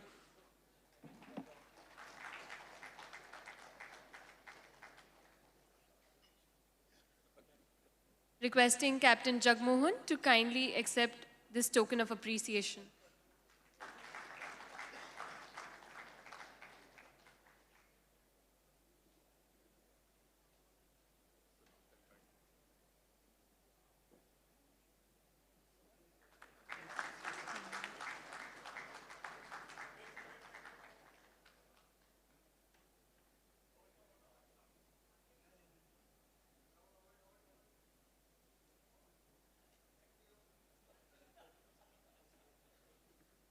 Captain Tyagi, requesting you to please accept the memento.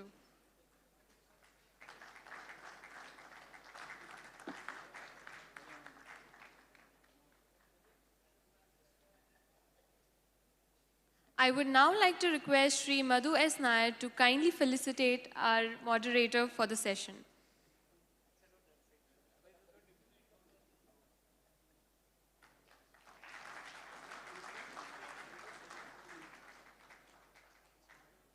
Requesting our esteemed panelists to come to the center of the stage for a quick group picture.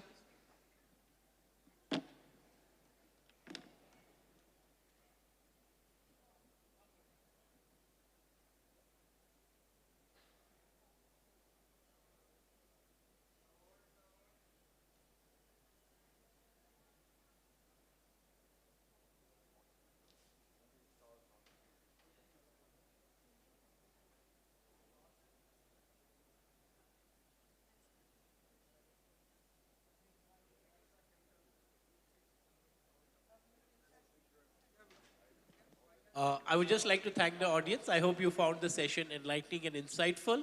And as the organizers mentioned, free to speak to us during the break. And we'll move on to the next panel session now. Thank you so much. Thank you, Mr. Bhatnagar. With that, we conclude the first panel discussion for the day. We now move to theme 2, focusing on boosting Atmanirbharta, opportunities and roadmap for indigenization in shipbuilding ancillary industry. This session will explore how India's shipbuilding ancillary industry can strengthen its self-reliance through innovation, partnerships, and indigenous capabilities. Moderating the session is Sri Biju George, Director Shipbuilding at Masgon Dock Limited, whose leadership has been instrumental in advancing indigenous shipbuilding initiatives. Joining him on the panel are distinguished experts from across the maritime ancillary ecosystem.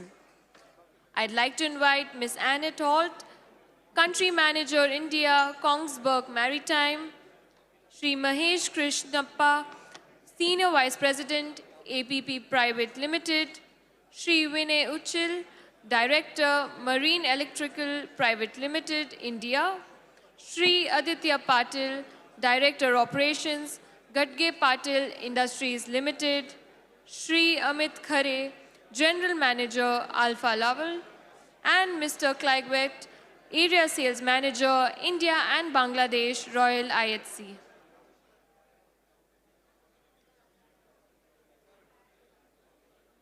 We request our moderator and panelists to kindly come up on stage, requesting the audience to kindly settle as we move to our second panel discussion for the day.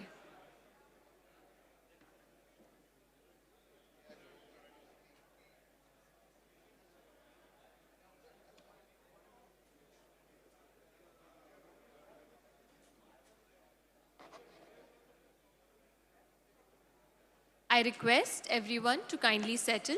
We are now moving on to our second panel discussion.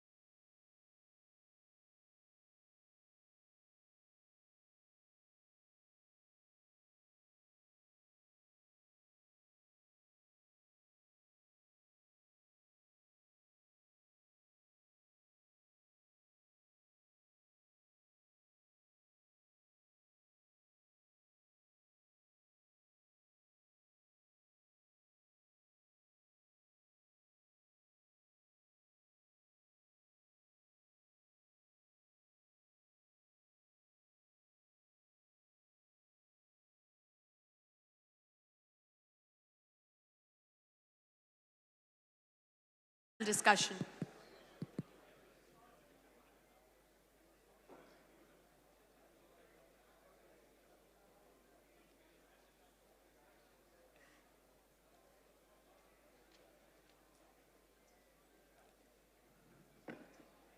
So we'll start this session.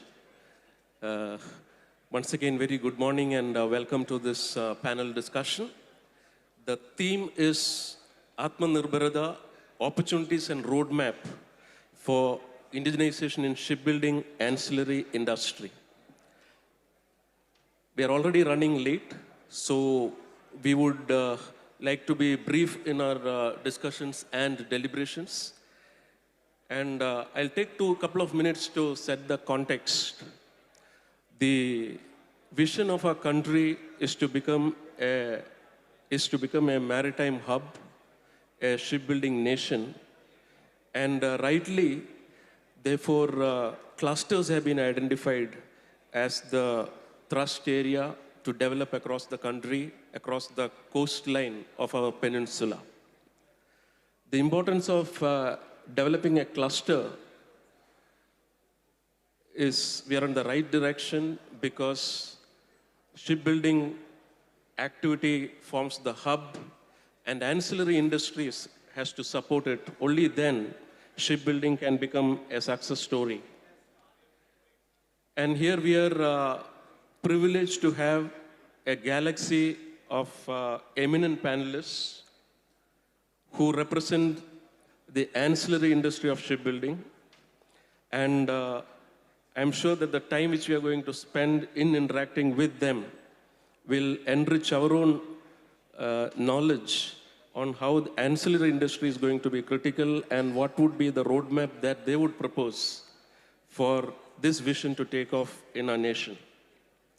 We are represented, I'll not take time to introduce each of the panelists to save some time because their credentials are already mentioned in the handout.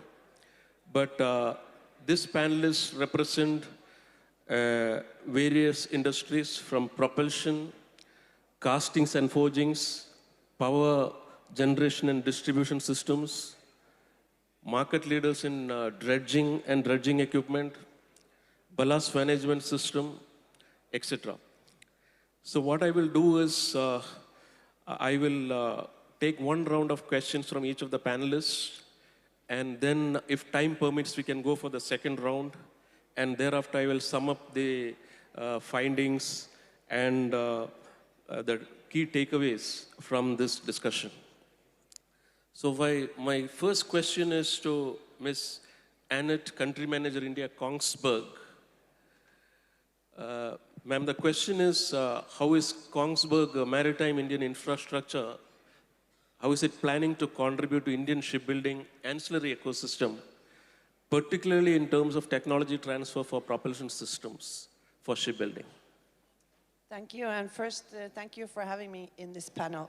So, Kongsberg Maritime, we have, we deliver advanced technology to the maritime industry, and we have equipment on 1/3 of the world fleet, so we are quite extensive. And we have been in India since 1955, so we have been here for a long time, and we have plans to continue to be in India. And we are 200 employees in Mumbai and scaling. When you talk about Make in India and how to utilize our equipment, I think it is a long-term strategy, and we have been working with local manufacturing and local assembly for quite a long time. Today, we have castings for our water jets in India, and we started in 2011, and I think that's also part of it. It takes time. We started in 2011, and we also do it for the global supply chain. So we do it in India for the world. So that's also about the scalability. Lately, we have won 3 major contracts in India, and I think that also helps us to scale, because you also have to have contracts to be able to have a local manufacturing site. So part of what we are doing now is to look at the local supply chain for the bids we have in India, but we also look at how we could utilize this supply chain for our global supply chain. We have a lot of work in China and Korea, but we also see that we need to have an alternative to our Chinese supply chain. So then we're also looking into India. Yeah, in the context of particularly the green transition and into the fully green propulsion, that would be become slowly the new normal. So what is Kongsberg plan for India? Yeah. So we were fortunate to win the first electrical tug under the Green Tug Transition Program. So that, of course, sets us in a position also to start to look at a supply chain in India for that type of vessels. We also have been working with Cochin Shipyard over many years. We have the methanol-ready vessel that was launched in Cochin 10 days ago. So what we see is that we are scaling up in India. We are gradually doing more in India. But of course, it also depends on the contracts and the pipeline. Yeah, I'm sure all the shipbuilding clusters would eventually benefit as your plans take off in the country. So my next question is to Mr. Mahesh Krishnappa, who is the Senior Vice President of ABB. What role can ABB's marine electrification technologies, including Acipod propulsion system and onboard DC grid solutions, play in developing India's capability for manufacturing next generation electric and hybrid marine propulsion systems? Yeah, first of all, I'm humbled to participate in this forum, and thank you for this opportunity. And thank you for the question. So, coming to ABB's marine electrification solutions, this Acipod and DC grid, we see it can make a huge impact to the Indian ambition of shipbuilding in accelerating them. But I would like to maybe answer it in maybe 3 points. One is, at first, Acipod propulsion technology is a global proven technology, in terms of very high super efficiency and also maneuverability. So we have not yet seen those vessels coming into India which requires that, but we see it is coming, it's there, it's happening, going to happen. And that, I think, will give a big leapfrog for the Indian shipbuilding industry when we go into these big ships and this technology. Second, coming to the onboard DC grid, it is a very flexible platform in the DC distribution, which gives it, makes it integrate into other energy sources like batteries or fuel cells, and which fits very well to the Indian plan of getting into green ships, which is not only export, but also, for the local demand. At least there is a big plan for the coastal shipping. At least the Harit Nauka plan is I think is a very big area where this can be adopted. Coming specific to where we are present in India, ABB in India is not new. We are a locally public listed company. We have been here almost 75 years, of manufacturing and innovation. Something we are very proud of is we have 3 global R&D centers in India. And we have 5 manufacturing locations with 25 factories around in India. So with that, it's not only a presence, but we also feel we are the fabric in India's growth story. We have been partnering the nation building, So wherever there is a demand in power or automation technologies, we have always been there, meeting the demand. So just to quote some few cases where we have been part of is, the Indian Railways have made a major shift to electrical trains. So almost 900 locomotives are powered by ABB's converters, traction converters. And if you look at, maybe the cars which are built in India, are made in India, maybe 65% of the cars are painted by using Indian robots. And another big leap we have taken up is in the low voltage, distribution industry. So the rising demand for smart buildings, in India, we have localized almost 70 different types of MCBs in India. So there has been many examples like that where we have taken a step. You have a diversified. So coming to maritime, it doesn't take us much time to move to the local. Yeah. So in the maritime, in the absence of assured business volumes in the horizon, as a company, how will you balance between risking an investment or de-risking? To what extent you will be able to invest? How do you balance this? This is a balancing act that would be required. Yeah. So for us, it's not a big challenge because the factories, the products which manufactured in India, they're almost ready for the industry what is required in India.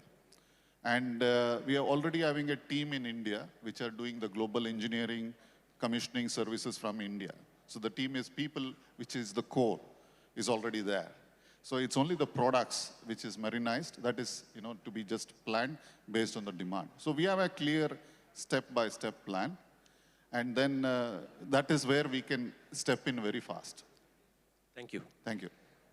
So Mr. Uchil, who is the Director of Marine Electricals, so you have a vast experience of more than 4 decades in this particular maritime space, particularly in the power distribution segment. My question would be, considering your immense experience in naval and defense applications, how can indigenous electrical distribution and automation solution scale up to support India's expanding and aspiring to expand commercial shipbuilding? Good afternoon, everybody. See, Marine Electricals, as you would be aware, is a 46-year-old company. And we have been involved both in the commercial marine and naval marine business. On the naval business, probably all the major platforms that are in construction or have been constructed in the past are fitted with our equipment. But we also have a large reference on commercial marine business. We have a reference of more than about 1,500 ships of various types. So we are pretty much well entrenched in the commercial marine business. We've been working with all the major yards in India for decades. So we definitely have a solution to provide. There's definitely an inherent difference between naval shipbuilding and commercial shipbuilding. Navy requires ruggedized applications, shock vibration, and environmental conditions to be stringent environmental conditions to be taken care of. Commercial marine requires state-of-art technology, a good finish, because ships are being exported into the European market or other international markets. So we, as a company, have a complete ecosystem, a different ecosystem, both for commercial shipbuilding and defense shipbuilding. As an important ancillary company supporting the maritime shipbuilding, considering historically the cyclical nature of this industry, is there any specific challenge when it comes to ultimately its business? Is there any challenge which you are facing? Since we have been involved in both defense and commercial shipbuilding, we've been able to ride over this cycle. And we've been able to provide systems for both of these different industries. So we've not been as affected as someone who would be working with an individual industry. So is this a message to all ancillary industries? You should keep your, yes. You should ride on two boats, both the defense space as well as the commercial space. I would say you should develop the expertise for both these industries. So commercial shipbuilding would then allow you to export into other markets. So it's not only marine electricals, but we have very good peers in this industry, and that's thanks to the Indian Navy indigenization program. So we have companies who are now exporting power distribution and automation systems not only into India, but also outside India, into Middle East, and also few countries in Europe. Yeah, I think it's a very important point you are making, because an indigenous ancillary industry can succeed if it's not only to meet the domestic demands, also for the export demands. The overseas market also should be there in the horizon for your initiatives and investment. Thank you for that point. So my next question is to Mr. Aditya Patel, Director Operations, Gatke Patel Industries. So, sir, you are into foundries, casting business, which is an important component of shipbuilding. So what is the kind of business volumes which you are expecting, and how your expertise in this marine industry, how the shipbuilding industry can benefit, and what are your plans? Good afternoon, everybody. Thank you for having me at the India Maritime Week. So Ghadge Patil has been in heavy engineering for the last 65 years. We have two divisions. One is the foundry division, which caters to the railways and tractors. Our second division is the motion control division, where we manufacture marine transmissions. And I think going forward in India, we were only catering to the fishing industry first, which was about 200 HP and below. But lately, with all the government initiatives in the last 7 years, we've invested heavily into prototyping and increasing our product range to cater to the commercial as well as the defense industry. So this year we are going to manufacture gearboxes up to about 2,000 horsepower. And going forward in the following year, we hope to go to about 3,000 horsepower. We did have a collaboration with Parsons UK in the 1970s. So we're probably one of India's oldest transmission manufacturer. For us, because we are also heavily invested in the agricultural space, we have expertise in machining, in understanding precision components, and we also work with Bharat Atmos for, critical components that needs to be indigenized in the defense as well as in their commercial, for the bulldozers, excavators. And, my company has been doing this Make in India, but now we call it Make in India, but we've been doing that for Bharat Atmos for the last 50 years. So we have a deep understanding of what goes into the quality required, into the kind of investments that need to be made. Having said that, this is a very capital intensive industry. Yes, the center government has laid out, a strategy under Make in India, but I think all the states need to align with those strategies. Is important for manufacturers because we are mainly competing with European manufacturers.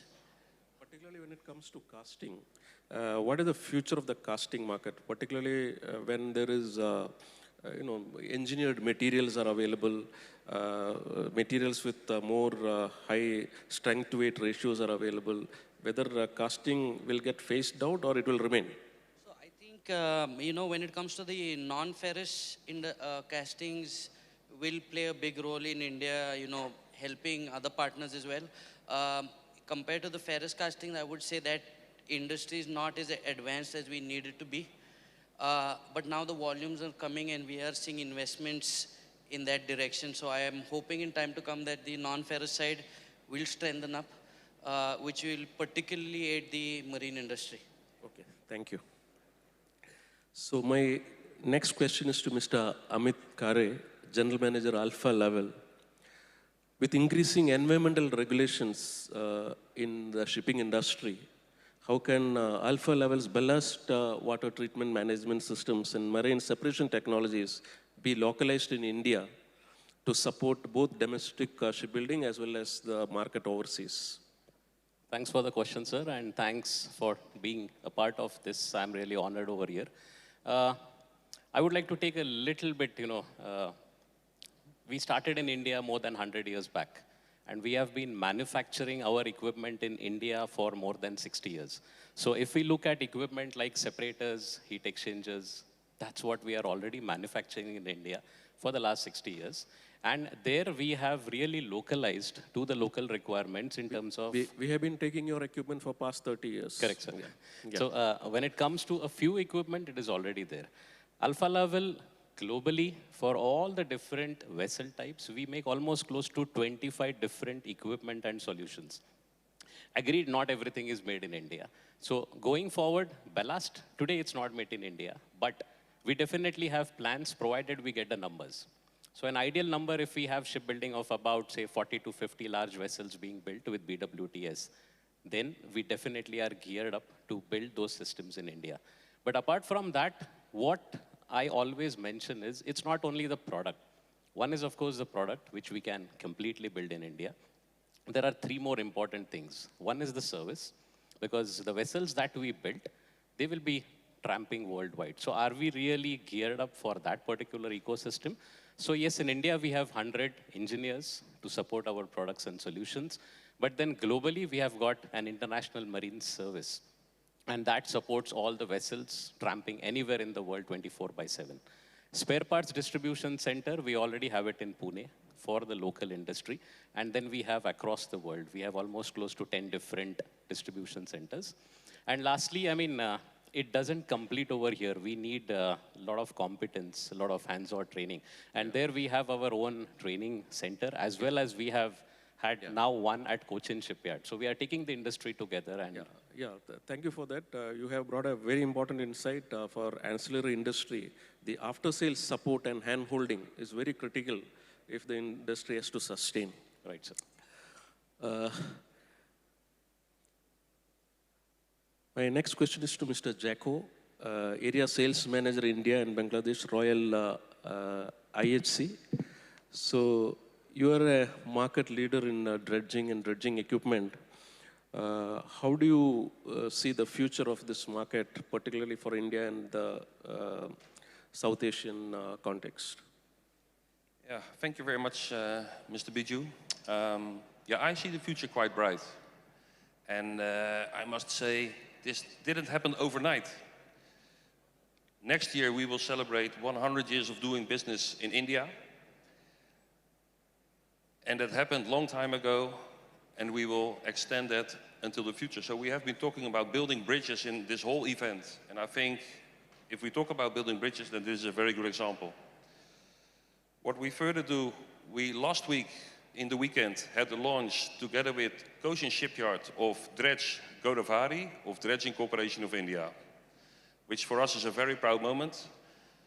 And it also gives our commitment long-term to the Indian market. Back on that, last week we had a press release of a Beagle 8 order from an Indian customer, which we built in the Netherlands. So the spin-off is all kinds of ways. Coming back to the indigenous make, we have a warehouse and a workshop and a factory in India, in Mumbai. We started this in 2011, and we grow and we grow and we grow. And we first started to serve the local-based market, Dredging Corporation of India, Adani, and all other customers alike. Now we are in the stage that we are exporting our equipment not only to Asia countries, but back to Europe, to the USA, but also to Vietnam, for example. Dredge Godavari is a dredger built on the Atmanirbhar Bharat project in India. 50% is made by the yard locally and 50% is coming from us. But that 50% coming from Royal ISC is not all from Europe.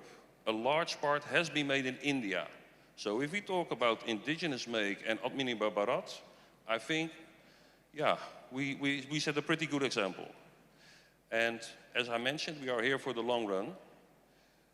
Going back a little bit on the quality issue I heard in the first session, you can wait for your infrastructure on quality, but you can also start yourself by implementing it, train the people, and get it done. And I think that is how we did it.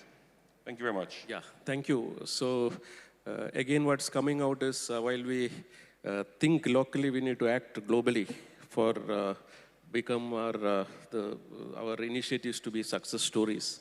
Since we are racing against time, I think there's no time for a second round of questions. So I'll conclude here with my concluding remarks. I wish that we had more time to interact and garner more insights pertaining to your particular domains in the maritime business you are already in. I would say the key takeaways is that ancillary industries, the indigenous development and setting up is the need of the hour. And with the boom in the shipbuilding industry that is envisioned, particularly with the vision of the government of India, there is a lot of opportunities that is going to come in the future. So the first mover advantages would be there for those who are the early birds. And how it will settle down is competing institutions also will set up their shops. So there will be adequate settling down of prices as well. And that will benefit both for the shipbuilders as well as in turn, there will be plowback effect to the ancillary industry. Together we can grow and we can meet the domestic demand. There is a need for also to explore the export market while setting up shop in the country. After sales support is important. And R&D innovation also would also go hand in hand to become more competitive, to be quality driven, and to meet the aspirations and demands of the customer. new technologies like green and those kind of alternate fuels, etc., will have to be explored by all the industry because that is going to be customer demands in the future. So with these words, I conclude this session. Thank you for patient listening. Thank you for all the panelists for their contribution to this discussion. And even it's looked like a 45 minutes discussion. It can create ripples in the history as we join our hands together. Thank you so much. Thank you, Sri Biju George, and to all our panelists for your valuable insights. Due to constraint of time, we will not be able to take any questions at the moment. Please feel free to reach out to our panelists directly for your queries. We now take a moment to express our gratitude to the esteemed panelists for their insights. I request our moderator to kindly present and felicitate our speakers with a token of appreciation.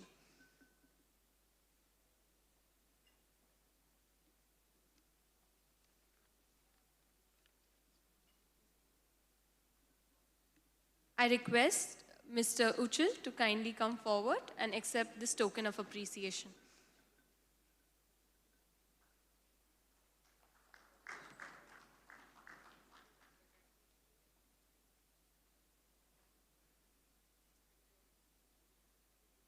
Requesting Mr. Clivet to kindly come forward and accept our token of appreciation.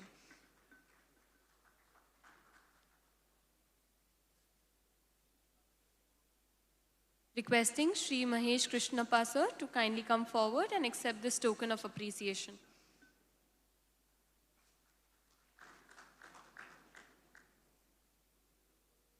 Requesting Sri Aditya Patil sir to kindly come forward and accept our token of appreciation.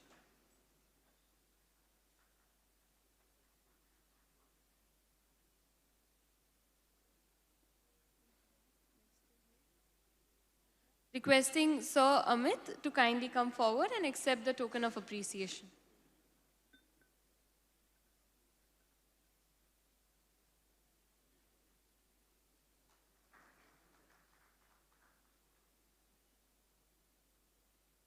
Requesting Ms. Annette to kindly come forward and accept this token of appreciation.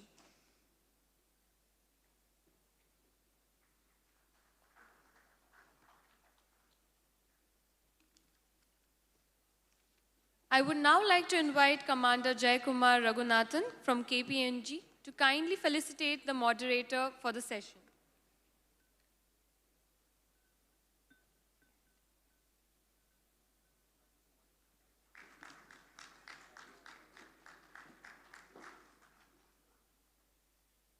Requesting all our panelists to kindly come to the center of the stage for a quick group picture.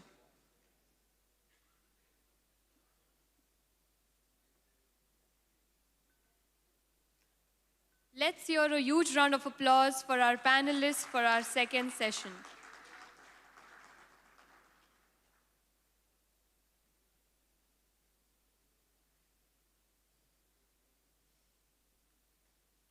Thank you, dear panelists. With that, we now move to theme 3, focusing on ship recycling, enabler to circular economy and sustainable maritime.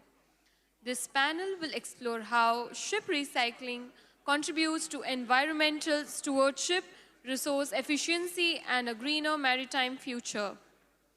Moderating this session is Commander Jayakumar Raghunathan, Domain Lead for Aerospace, Defense, Shipbuilding, and Space at KPMG, bringing deep expertise in strategic transformation across maritime sectors. Joining him on the panel are distinguished voices from industry, policy, and sustainability.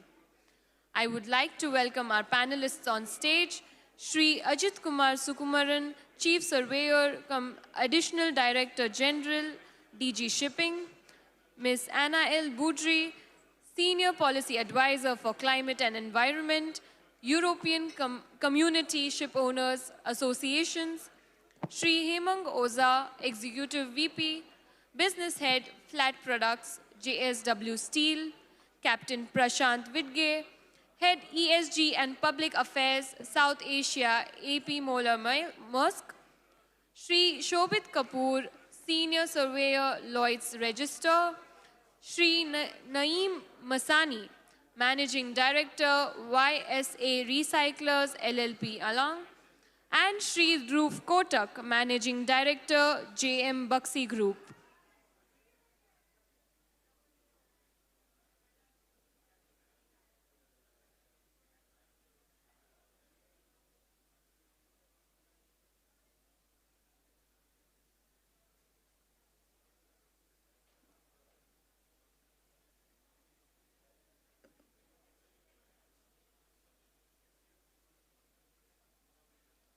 Requesting the audience to kindly settle as we move to our third panel discussion for the day.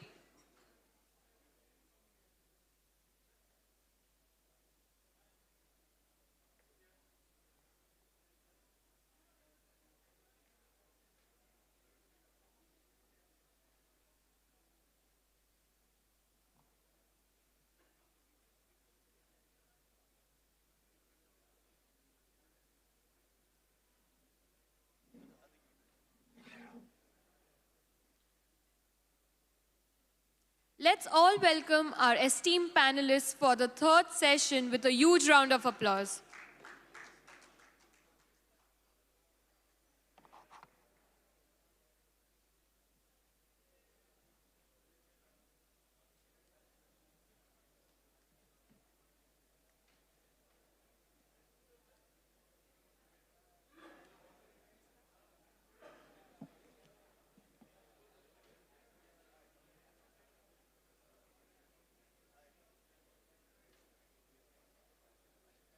With that, I now hand over the session to Commander Jay Kumar to lead this important discussion.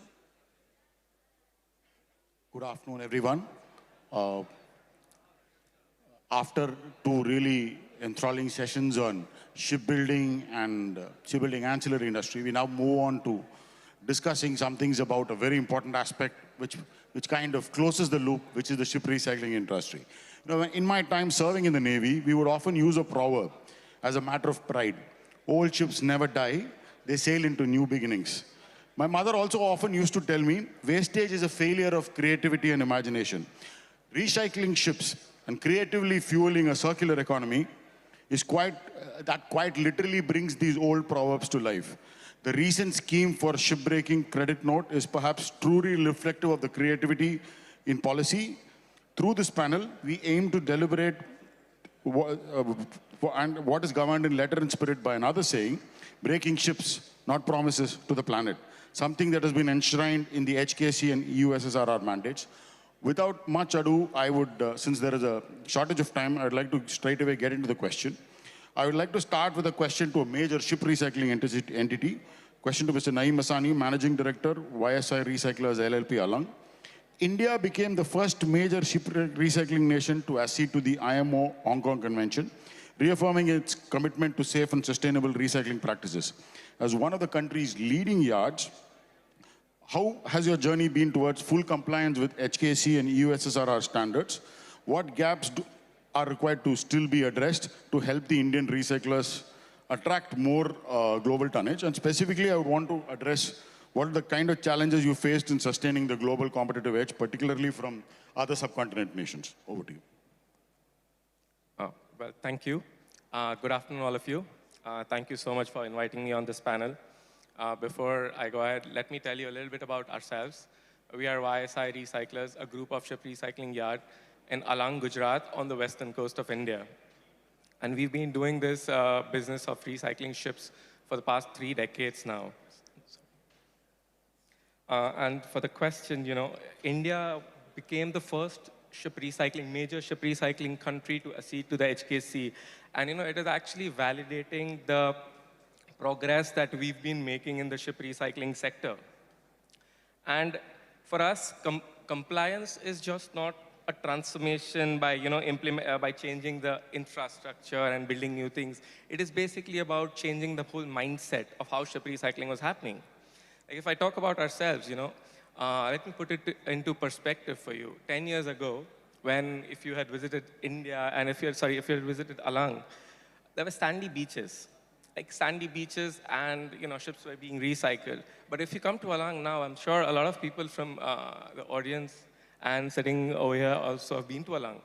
And when you come to Alang now, you see that all the yards are completely concrete. We used to lift a ship from, made into smaller blocks using 20-ton cranes.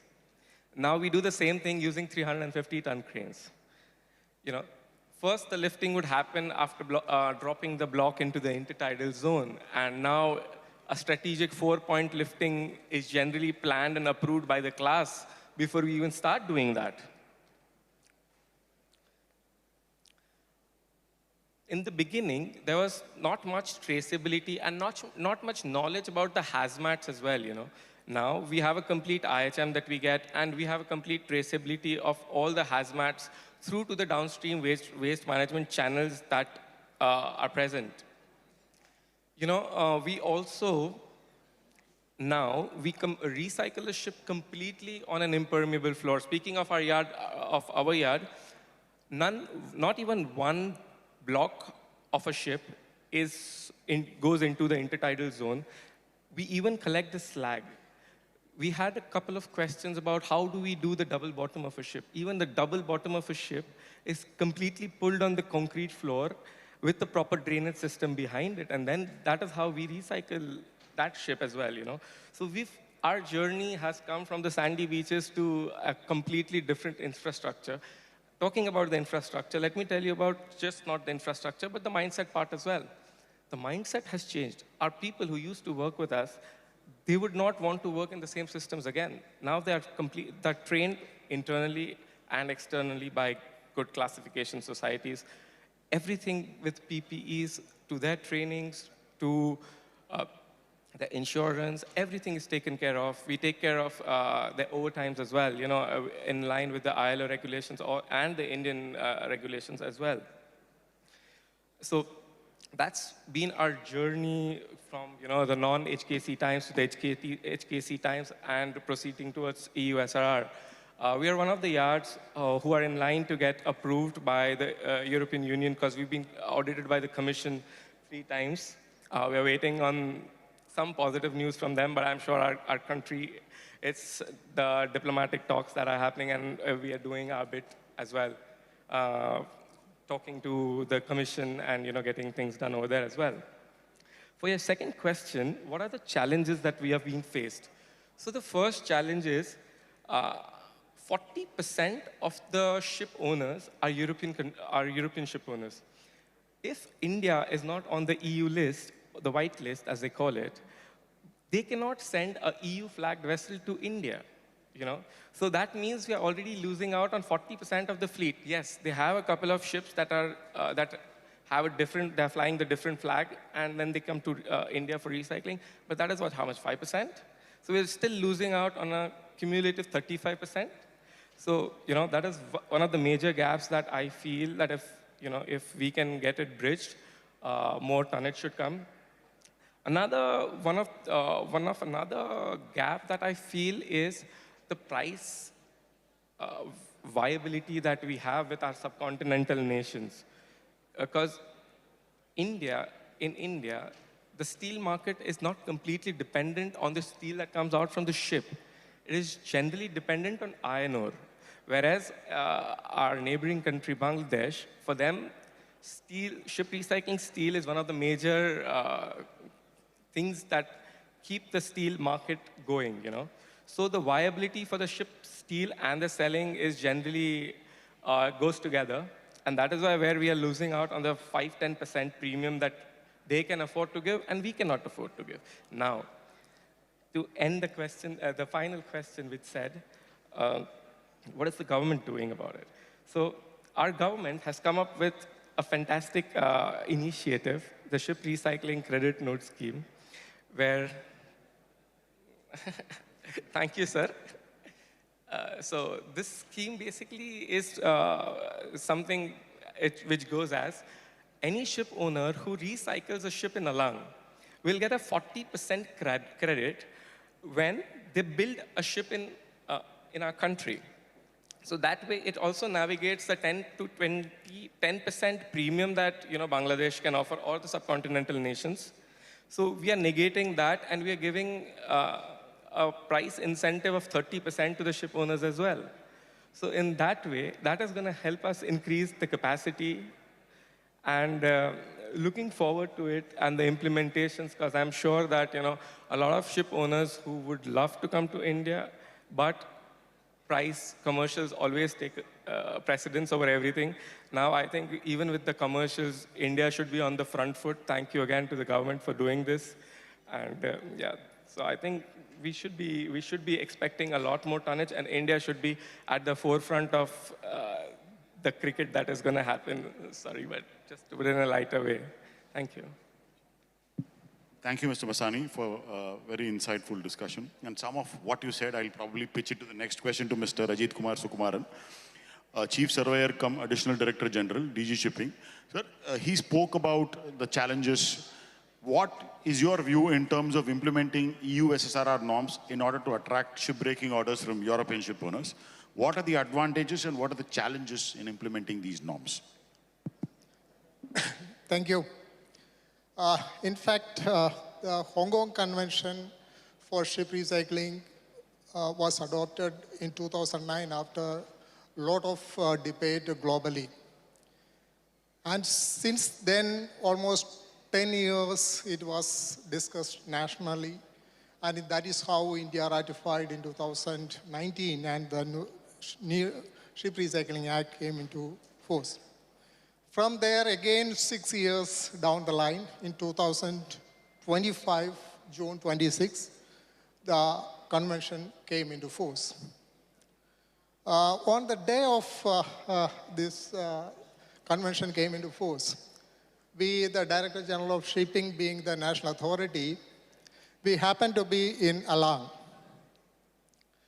During one of our yard visits, one of the yard owner told us the largest ship, Nok Nevis, was dismantled in that yard. Nok Nevis has got a history behind it. It is one of the largest, floating structure that human might have made in the entire history. A 6,54,000 tonner, more than 450 meters length and 70 meter wide. It had different names in their history, and the dismantling itself took almost 2 years in the yard. But I have a personal connect there, because before this Nok Nevis, the vessel was called Jare Viking. I was a third engineer of that ship. For those who come from the seafaring background, the ship means it's not only our workspace, it is our life, it is our passion, it's our religion. So anybody who gives, we all know that like any other living or any other equipment or machinery, a ship also has got its end of life. So for us, anybody who gives an honorable exit to a vessel, it's a noble industry.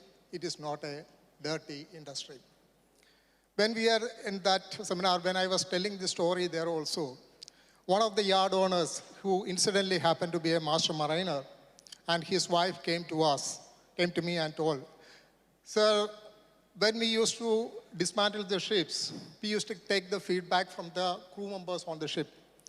But we never got a good rating or good feedback from the zone. But now I understood the reason behind that. हम लोग आपका car तोड़ रहा है, तो who will give a better rating to us? That is what the sentimental is. As for set apart, the ship recycling industry is no more a dirty industry. It is no more an unsafe industry. It is one of the most sustainable model of industry today. With almost 97% of a ship getting recycled, this historical ship, one way or other, could be part of the building which we stay, or the bridges we cross, or the railway you travel. It is part and parcel of our life today. And the kind of environmental saving it gives, the kind of asset saving it gives, that happens to be one of the cleanest industry today. And perhaps the real credit goes to a group of enterprising entrepreneurs in one of the small village, you can say, in Gujarat, which brought that name of that particular village along to the global framework of ship recycling industry. In fact, they are the people who deserve the real thumbs up. And coming to your specific point regarding the Hong Kong Convention and EUSR, Hong Kong Convention is an international convention. As I said, after years of debate came into force, it is a multilateral agreement. And going by the history or the background of International Maritime Organization, their performance track record, it is marvelous. If you can say some of the 63 conventions plus they have, almost 21 are environmental related ones. And some of the conventions like MARPOL or SOLAS had got the ratification rate of around 97 to 98%. That means 97 to 98% of the global world, in fact almost 100%, is complying with the IMO requirements. So Hong Kong Convention being a convention coming from the IMO, I'm quite confident that their implementation rate also must be much, much higher than any other multilateral agreement which we normally see. But having said so, one of the primary objectives of any international convention, particularly for the shipping, to have a global regulatory framework, is to avoid the unilateral measures or so-called regional measures, to avoid that patchwork of regional regulatory framework. From that perspective, when the Hong Kong Convention, which has been adopted with a multilateral agreement, unanimously adopted convention, the relevance and significance of a regional framework like EUSR, how far it could be relevant, or is it feasible, or it is advisable, is something which the proponents themselves have to think of. So, but from my perspective, I could say that being the experience of the Hong Kong Convention and other conventions, like any other regional measure, when the Hong Kong Convention and the international measure comes into force effectively, all the natural, the unilateral, means your regional measures will have its logical conclusion. But from the India's perspective, whether it is a challenge or not, from our professional experience, it is not going to be a big challenge. Why? Because the Hong Kong Convention has one of our yards, mostly more than 115, have already complied with these requirements. And what additional requirement which is required for the USR are generally connected with the common facilities which GMB is working upon. And I'm quite sure that it will be complied with. More than 25 of our yards are already getting certified, ready to get certified under USR, but it is not going to be a challenge. Now, what should be our approach towards the USR? That is one more important, I believe. See, if you're seeing the other the international conventions and the Hong Kong Convention, it has got a slight difference from the maritime perspective. Why? Because IMO is never a policing agency. They are never part of any implementation regime. It is largely given to the respective member states. So it is like a self-certification. The credibility of the certificate also depends upon the credibility of the country as well as its commitment towards that. So it can have various standards. So here also, if you are seeing the certification part of the Hong Kong Convention, it is given and delegated to the state governments. For example, it is GMB is going to be in the Alang area. So what could be the credibility of that certificate? It is their call. So, but it has got the other side also. Same is the case with the other competing countries also. So in effect, the certification is different, the actual compliance is different. So when the convention comes into force and from now 6 months down, I'm quite sure that most of the competent countries also, whether they actually comply or not, they will be certified, largely. That is going to be the fact. because IMO doesn't have any kind of monitoring mechanism, unlike other shipping perspective, they have got a port state control, it's a well-established one. So now the only thing is that how to demonstrate our credibility and our the competence is to have some kind of third-party verification. And from that perspective, I think the ESR, because it is a regime by they inspect and they certify. It is we are confident of our own yards. I think the ESR should be a welcome measure from our perspective. Thank you very much. Thank you, sir. Thank you so much for your very insightful points that you put to. My next question is to Mr. Anil Boudry, Senior Policy Advisor for Climate and Environment, European Community Shipowners Association.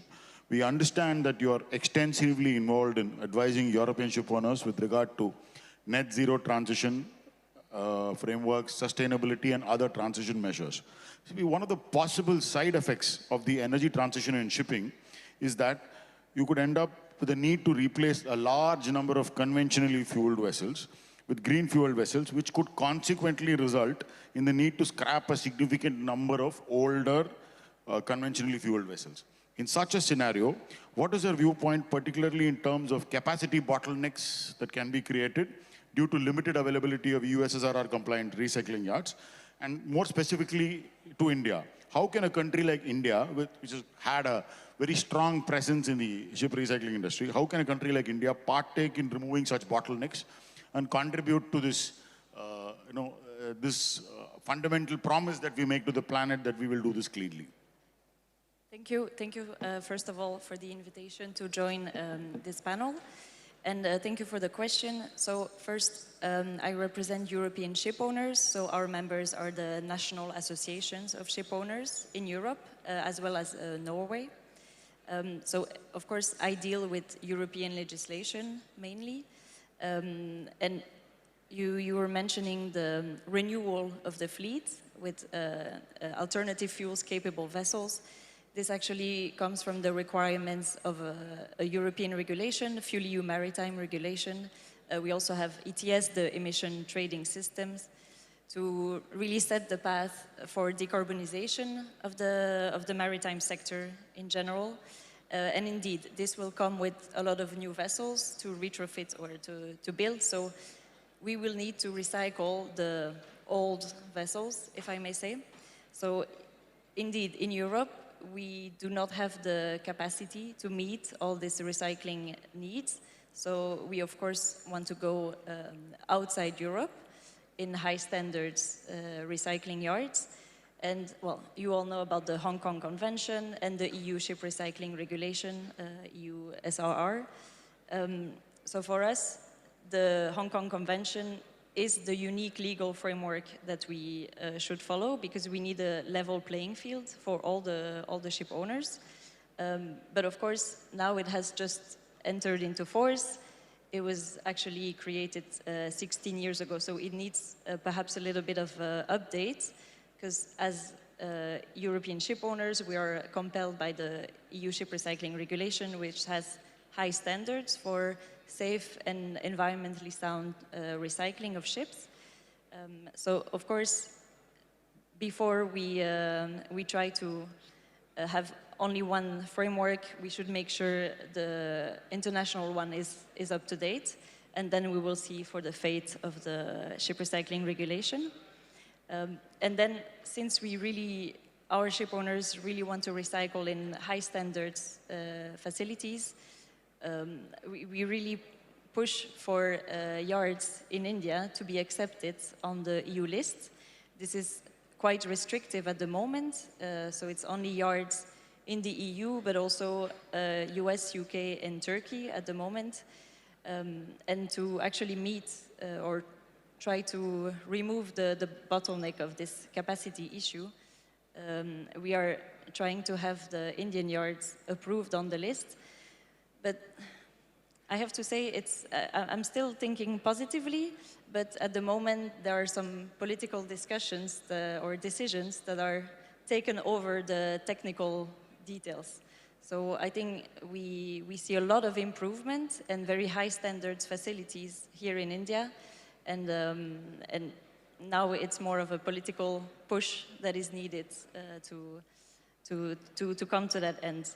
And I just wanted to make a last note on the ship recycling credit note that we heard earlier this morning. I think it's a very good system, so I'm looking forward to how this will develop for the market. So thank you for the question again. Thank you. Thank you so much for throwing some light on a very important aspect on how we collectively address this emerging capacity constraint that we see in front of us. My next question is to Captain Prashant Vidge, Head ESG and Public Affairs, South Asia, AP Moller Maersk. Having pioneered ship recycling at Alang over the past decade, how would you describe Maersk's journey in India so far, and what are the company's challenges and ambitions and strategy for the future? But specifically, Maersk perceives India's policy environment. How does it perceive India's policy environment in ship recycling? As one of the leading global voices driving responsible ship cycling, how does Maersk balance regulatory compliance, on-ground implementation, and the broader goals of circularity and sustainability? Oh, that's a very elaborate question, right? But what's the good part here is the fact that we've heard from the recyclers, we've also heard from the policymakers, and I give a perspective from the demand side of the value chain. As Maersk, in one word, our journey in ship recycling in India has been fantastic. And that's more to do because of the Indian ecosystem. As a Danish ship owner, we came here 10 years back, and I was fortunate to have the opportunity to actually represent Maersk from the one-page policy to the 40-page standard to the framework and deploying that in Alang. I've been through this journey, and a lot of those on the panel that I've worked very closely with, but also in the audience, I see a lot of faces that are familiar, have been a part of this journey, right? I think what has stood out, Ajit ji mentioned about it, has been the attitude that the Alang recyclers have had. We've never really heard a no, as we kept revving up the standards, right? Across health, safety, environment. We spoke about labor and human rights, anti-corruption, subcontractors, words which were honestly a little bit alien in the landscape at that point in time because it was a different environment they were operating in. And we were partnering with them. We were not policing them. We were really partnering with them. We were helping them capacity and capability build. And that's where today Alang is what it is and stands on its own feet. So it's more towards India and Alang to be able to do that. We played the role of a enabler and a catalyst. I think what's important here going forward, India and the policy is very clear. The ambition that we have via the Maritime India vision is to be a global leader in ship recycling, is to look at expanding Alang, is to look at creating new solutions on the East Coast, which can handle other vessels and really utilize the coastline. That's the only way they can actually be global. The global demand for ship recycling will quadruple in the next 10 years. And that is a huge opportunity. So while we do what we do at Alang, I would also look at the challenge that we as Maersk, but also the container shipping industry has is that the post-Panamax vessels, which are vessels with more than 5,000 TEUs, are what we are looking at to be recycled beyond where the current ecosystem operates.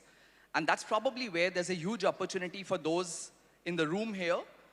And as Maersk, we would lean out and say that we have a pipeline of vessels in the range of about 30 to 50 ships that need to be recycled in the next 5 to 7 years that are post-Panamax in nature, and we have to find a solution for that. So it will also enable India to actually create new solutions. It will also enable new entrants to enter into the market. And at the same time, it will also help us to find both compliant, which is non-negotiable, and cost-competitive solutions. I think there's also an angle which India is working towards, and you spoke about it as circularity. 97% of the ship is being reused, and when we look at the Ellen MacArthur Foundation, as Maersk, we are actually working all along. We talk about it in the 4R methodology about reducing, reusing, refurbishing, and then recycling. And that's basically why the new vessels that we are building, we actually are looking at how can we have low carbon steel in there and really driving that entire agenda to be able to truly be circular. And the current ecosystem, India is, by the end of this decade, India will have a 50 million scrap deficit. So the deficit for the demand that India has in terms of the infrastructure growth is only growing. And I think expanding the capacity for ship recycling is a huge enabler to not just create jobs and avoid a lot of loss of forex, but actually also bring more circular economy into the Indian ecosystem. So in a nutshell, as Maersk, we are in a long-term commitment with India, that goes without saying, but at the same time, in ship recycling, very specifically, we are leaning out and saying that if there are new future-proof solutions that are coming up, please reach out. We are happy to have a conversation. We are happy to be a captive customer, make projects bankable, and help India achieve its ambition, but also for us to be able to recycle our vessels, continuing to be that done out of India. Thanks. Thank you. Thank you so much. You spoke specifically about circularity and 97 coming back. So my next question goes to Mr. Hemang Oza, Executive Vice President, Business Head and for Flat Products in JSW Steel. What is your perspective on recycled shipbuilding steel and its application in green shipbuilding as well as other sectors? What are the challenges in implementing, particularly in scaling the operations for such green shipbuilding steel production from recycled shipbuilding steel? I'd like to hear your insights on this. So thank you very much for asking me this question, because the green steel is very close to the steel industry's agenda also. We've been working day in, day out to make green steel. I would start with the history that every shipbuilding industry followed with a leg in steel making. For example, Europe started steel making first. With a leg, they started shipbuilding. Then after Japan, Korea, China, and now it is turned for India. However, there are certain statistics which we need to understand first. Alung, being the world's largest shipbreaker, has a capacity of 400 ships dismantling. In 2024, the whole world dismantled 409 ships. So it is exactly as per the capacity of Alung. Out of these 409 ships, only 113 ships came to Alung. Now, whatever scraps that gets generated in Alung, that is 85% of the scrap changes the form. It changes the form in terms of it goes into rebars, it goes into angles, channels, and it goes into the various structural members. But it does not go into remelting because of the very good shape of the raw material or the scrap that comes in form of plate. However, if we want to recycle the steel for shipbuilding, it has to go under melting. It has to get converted into plates. Now, in order to convert the scrap into plates, we need an optimum economic scale. Now, last year, I'm talking about it 25, 24, India generated 30 million tons of scrap. They imported 8.4 million tons of scrap. Out of this 30 million ton, 0.75 million ton scrap was generated by the ship breaking. So this 0.75 million ton of scrap, 15% goes into remelting, 85% goes into changing the shape. Now what changes the shape is a real green steel, because it requires only 30% of the energy to convert the shape as compared to the conventional steel making, point number one. The second point is, even after 70% of the saving, it is saving the iron ore of 1.6 million ton, 1.7 million ton. It is saving 0.85 million ton of coke. It is saving the other calcium and other ferroalloys also. So it is, in terms of the carbon footprint, it is a green steel. However, it is not going into shipbuilding. Neither it is monitored, because these are low end of the application in India.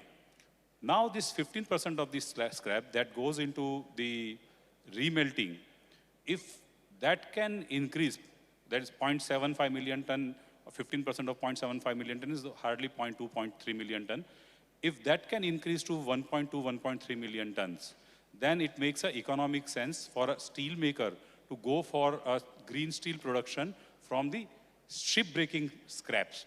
And that is where the challenge lies. As my earlier panelist said, that there is a time now that a lot of ships are undergoing the dismantling process. If they go in dismantling processes and our policy and regulations allow those or make them to come here in India, then it makes huge sense for any steelmaker to go for an electric arc furnace process clubbed with renewable energy, because the place where the scrap is going to be generated is very rich in renewable energy also in terms of windmill setup as well as in terms of solar setup. It is very close to the world's largest solar park. So if the scrap is generated to the extent 1.2 million ton, 1.3 million ton, some additional scrap can be brought from other areas of the country. There would be a huge possibility of making green steel for shipbuilding without any problem. The mills like JSW, AMNS, they are coastal mills. They can not only take the scrap and melt that material plates, but they can sell within India as well as outside India for shipbuilding. So the prospects are good. It needs some policy as well as determination actions. Green steel is not impossible for 100% of the ship making. Thank you. Thank you. Thank you so much for your insight, sir. My next question is to Sri Shobit Kapoor, Senior Surveyor, Lloyd's Register. As an agency that is involved in ratifying shipbreaking yards and the processes, what are the challenges in ensuring compliance of shipbreaking yards to HKC and USSRR norms? Thank you for inviting me for this interesting discussion. Good afternoon, everyone. I want to highlight one thing, that recycling industry is one of the success stories in India. 1 in 3 ships roughly gets recycled in Alang. There has been a marked improvement, because when I'm going to say challenges, I definitely don't mean that things are not going in right direction. In last more than a decade, where I have been involved with various recycling facilities, I have seen drastic improvement in overall standards. Now, Hong Kong Convention came in force on 26th June of this year. Parallelly, EU-SRR in stages came from 2013 to 2018. It got implemented. Let me start taking cue from you, from the regulation of Hong Kong Convention. Regulation 5 of Hong Kong Convention talks about inventory of hazardous material. The challenges what we face is that many times ship owners do not give accurate inventory of hazardous material, or sometimes they are incomplete. I can give you an example. In one of the vessels which was built after 1992, that is when Stockholm Convention was already in place, which banned PCB, the inventory showed all the cables in the ship was having PCB. So it's a nightmare for recycling facility. So input has to be accurate. I will go to Regulation 8, which talks about the condition in which ship is supposed to come. Ship has to be gas-free, ready to do hot work. Many cases, ship does not come in that state, and extra effort has to be given by recycling facility. Then I will go to Regulation 9, which talks about ship recycling plan, how you are supposed to cut a ship. It's not a mandatory requirement. My recommendation is, like we make our will when we are alive, it's a good idea for even a shipyard to make a good ship cutting plan. They can think about it. It's not a requirement of Hong Kong Convention. Parallelly, there's something called material passport, identification of material. It eases the segregation, which can be done at the shipbuilding stage. The next challenge is that many times the documents which are required to make a detailed plan, like light ship distribution requirements, like stability booklets, like midship section plan, shall explain so many drawings, which is required by recycling facility to make an efficient plan, are not available. That's next challenge. Then Regulation 18 to 22 talks about what is required from recycling facility. 18 talks about ship facility recycling plan. The challenge we faced when we were reviewing such plans was that they were very general in nature and did not have standard operating procedures. We have to appreciate the fact that a good portion of the workers who are in this business are not educated. So we have to speak in a language which is understood by everyone. So that's the challenge from SRFP point of view. Then health and safety, we have made marked progress in those standards. But at the same time, some facilities would require other industries' help to train key stakeholders in health and safety and environment. For example, what project we had initiated was that we asked recycling facility to send their team to be trained in institutes which are approved by DG Shipping, MTI, Marine Training Institutes. So shipping industry is sharing their know-how, knowledge with recycling facility. Parallelly, what we thought was that even oil industry has got very good expertise in working at height. There are level 3 trainers involved in that. So we took help of oil industry to get level 3 trainers and train our workers to do things safely. The last part is environment. The challenge what we faced was that it's a requirement of EU SRR that there should be no cutting in intertidal zone. It looks simpler that we can pull it up, but let me tell you something that we cannot pull, and Naeem knows it very well, that we cannot pull a ship which is not afloat. The winches don't have that power to pull it. So the point is that initial cutting is very easy. When ship is reached at the aft end, it becomes very heavy. And then it is touching the ground and pulling is a challenge. Obviously, many recyclers have found a solution to that, but that is a challenge to many recyclers. Second problem what we have is that a beach is together, it's one structure. Now, if I want to do an environmental monitoring, and each facility does their own environmental monitoring, the next door's environmental impacts affect your facility. So what GMB rightly is doing is it's taking along as complete monitoring of the full area, instead of requesting yards to do the needful. The last part is what do you do with hazardous waste? The TSDF facilities.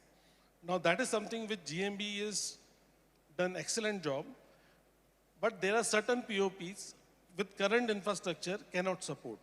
Now it's my understanding that by January or February of next year, 2026, we are going to have equipment like rotary kiln incinerators, which will take care of the POPs which we are not able to handle till now. So from end to end, we have made great progress, and there is a lot of potential. But there are challenges, and recycling facility, class societies, ship owners are doing their best to work over it. I forgot one thing. From regulatory point of view, there's a challenge called Basin-Ball Convention. What happens is the moment ship gets ready for recycling certificate, according to Basel Convention, it becomes a hazardous waste. So in that time, if vessel is in EU waters, it can be a big challenge for the ship owner. So there has to be, and probably that is happening soon, but there has to be an agreement between IMO and Basel Convention. Thank you. Thank you so much for your insights. And I'm not sure whether any ship design agencies are sitting here. The moment I started hearing shell expansion plan and hydrostatics, etc. Actually, the ministry is doing a fantastic thing by setting up the Indian Ship Technology Center, which is going to provide access to software for anybody. So one of the challenges in doing these kind of plans is the access to software. I think that's going to get addressed to a large extent, where even small yards are able to access these facilities and use good naval architecture calculations to prepare these plans. And I think, in a way, we can really applaud the government, because they have looked at it holistically and they have tried to address all parts of the challenge, including ship recycling. Thank you so much for your insights. My last question comes to possibly one of the newest entrants into this space. I'm given to this is to Shri Dhruv Kotak, Managing Director, JM Bakshi Group. I'm given to understand that JM Bakshi Group is planning to set up a new ship recycling facility in India.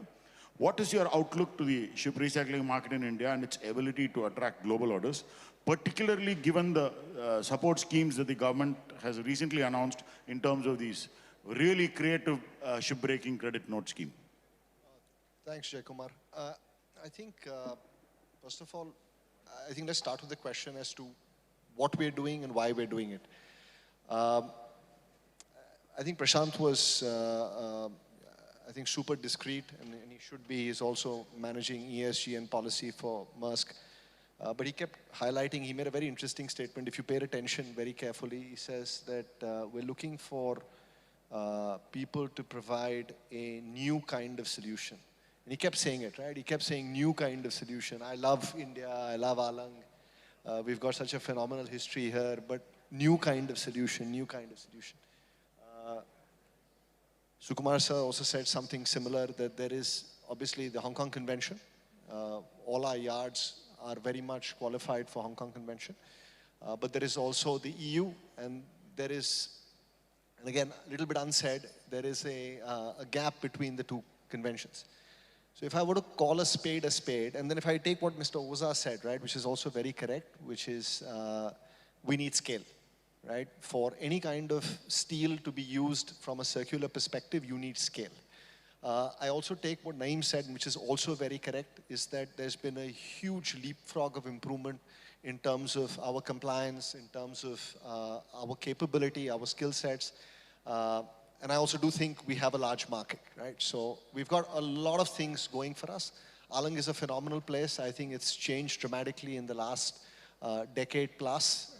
There is no place like it in terms of trading ecosystem, buying and selling of ships, buying and selling of steel.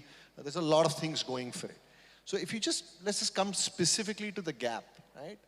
The gap basically is that we need to figure out how to create at scale, preferably in a place like Alang, a true yard, right? And a yard, when I say a yard, it has to be a slipway where you are then cutting, not just the aft or the fore, or, slipping out one convention or missing the other convention, pulling just enough or not pulling enough.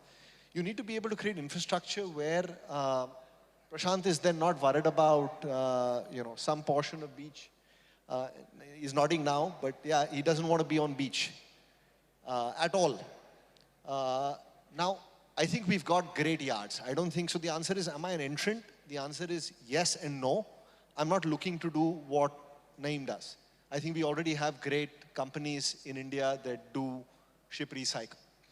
I think they're extremely compliant and they're extremely competent with what they do. I think what needs to be created in a place like Alang is truly building a yard for the future where you have capability of doing, and I'm going to be a little bit probably not 400 ships, but at least 150 ships, which hopefully takes care of the EU requirement, because I still think the Hong Kong Convention and rest of the world will continue to doing beaching and will continue on the other side of it. Now, this also means we need to look at certain amount of dredging, channel creation for size of vessels that come in, right? So you need to build a channel. You need to make sure that the ships that come in are able to come in. You need to make sure you create a slipway and capability for doing that. Now, I do believe we are entering into a ship-breaking super cycle, starting anytime, and that should go on for the next 10, 15 years. Having said that, we all know, and Naeem probably better than me, is that it's a cyclical industry, subject to boom and bust. And therefore, it's very important to use the natural God-given geographical advantages that Bhavnagar provides to create a yard which can be used also effectively for building and for ship repair in the future. And therefore, it cannot be limited only to ship recycle. I think recyclers should have yards. Maersk should have a yard. Naeem Bhai should have a yard. Everyone should have a yard. But I think the common infrastructure for being able to bring ships in, to bring them into docks, bring them into slipways, using natural conditions, probably to some extent using certain amount of ship lift capability, to a certain degree layup berths as well, I think is the way forward in terms of creating at scale some of the requirements that our recyclers have, the global companies have, our DG has. I think we should be able to try and solve for that.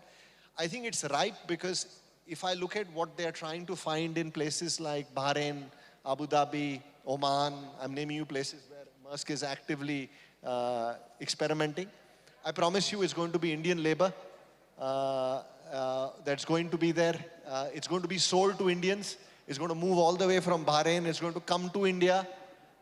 And it's going to get traded here and sold here, and the material is going to move. So it's going to be inefficient. Maybe someone will do it to get that EU certification done. They'll take 1 job, 2 job, 3 job, but it's not going to be a long-term sustainable piece. The long-term sustainable piece is going to remain, to start with, in my view. Alang, I see Krishna Babu sir here. Sorry, sir, it may not be Andhra Pradesh to start with. I think it will still continue being Alang, because the ecosystem is very, very strong. And for that, in simple words, we need to, I think, bring the, let's bring the, let's bring the real problem out. And whether it's the EU, whether it's Maersk, let's talk about what it is. And it is infrastructure. You are going to need to create infrastructure that's going to enable our recyclers to compete for this business. I do believe it will be a premium business. It can be a long-term business. Maersk can give you a 10-year deal, which can then tie in back with JSW's requirements for things. So I think eventually it's about creating an infrastructure that enables us to actually get that EU certification, create the confidence with the ship owners, create the confidence for the recyclers, and creating an enabling yard environment which can then be used for other purposes as well. So I think that's the way I'm answering it. With regards to the policy that the country is coming out with, I think it's fantastic because there are 2 parts to it. I'm not going to repeat credit notes, which I think is fantastic. I say the shipbuilding policy itself, I think, creates a lot of scope for building out this type of infrastructure in different parts of the country. There's a lot more confidence because of what I think Ramchandran sir is there during his tenure. They had created this. I think it's tremendous what they have done. And again, I think we're excited to, of course, obviously this is a collaborative project, collaborate with all stakeholders here to try and create infrastructure which can be then useful for us to go and compete in the world for high-end ships, hopefully, from companies like Maersk. Thank you so much. Again, very insightful and very nicely laying out what exactly is required as we go forward. If I have to summarize, we've had lots of opinions across, but one thing that's really coming out of the session is, and I'd like to borrow from Star Wars like I always do, I think recycling industry has already got the green lightsaber in its hand, and I'm very confident that India's recycling industry is once again going to be setting an example for the rest of the world, and addressing the bottlenecks, ensuring that there is sufficient capacity available, ensuring that compliance is achieved, and also making it meaningful, sustainable by bringing in the best kind of infrastructure and best practices. May the force be with us. Thank you.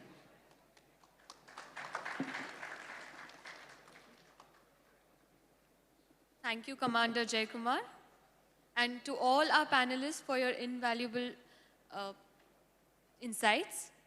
We would not be continuing with the Q&A round as we have constraint of time.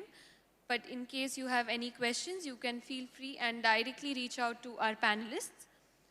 I would now like to call our moderator and kindly felicitate all our panelists on stage.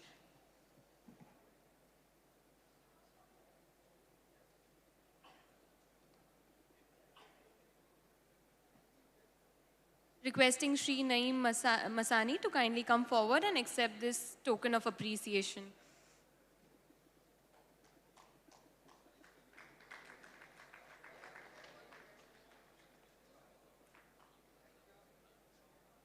Requesting Shri Shobit Kapoor to kindly come forward and accept the token of appreciation.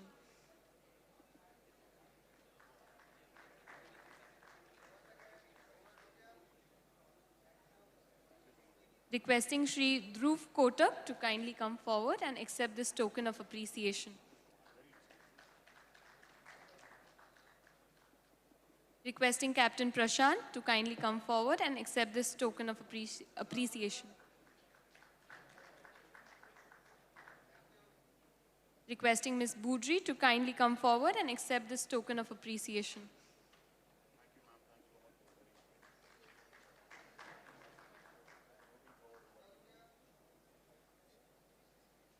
Requesting Shri Hemang Oza to kindly come forward and accept the token of appreciation.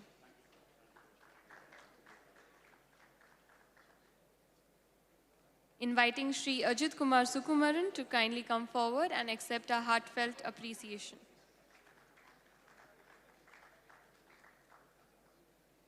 I would like to invite Director Finance Cochin Shipyard, Shri Jose Vijay, to kindly come on stage and felicitate our moderator for third session.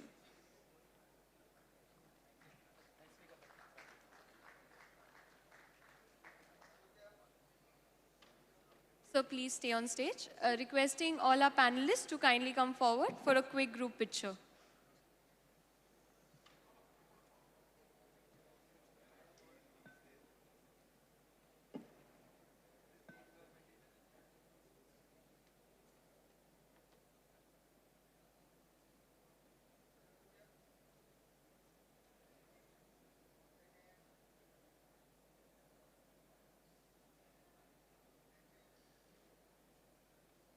Thank you, dear panelists. With that, we conclude all panel discussions for today.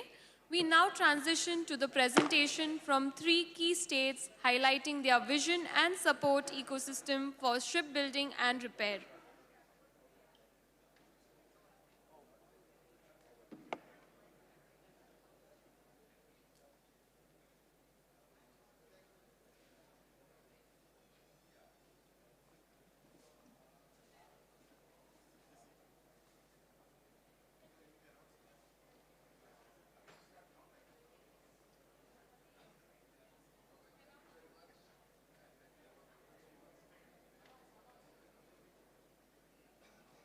To begin, may I invite Shri M.T. Krishna Babu, IAS Special Chief Secretary of Government of Andhra Pradesh, to share insights on the opportunities and support ecosystem in Andhra Pradesh.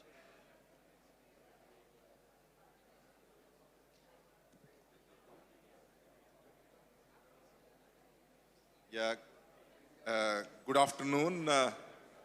It's a long day, inaugural session and 3 sessions, and it's very difficult.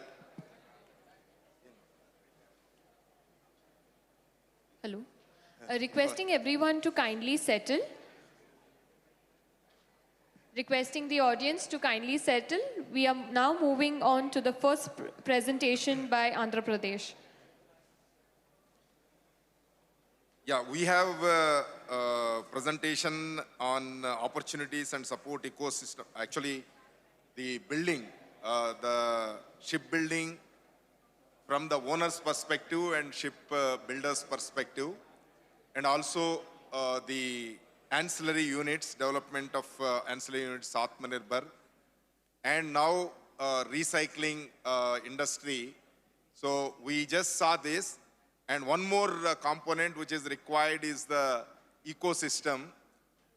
Leaving apart ALAC, the states are creating good ecosystems for development of the shipbuilding and repair facilities.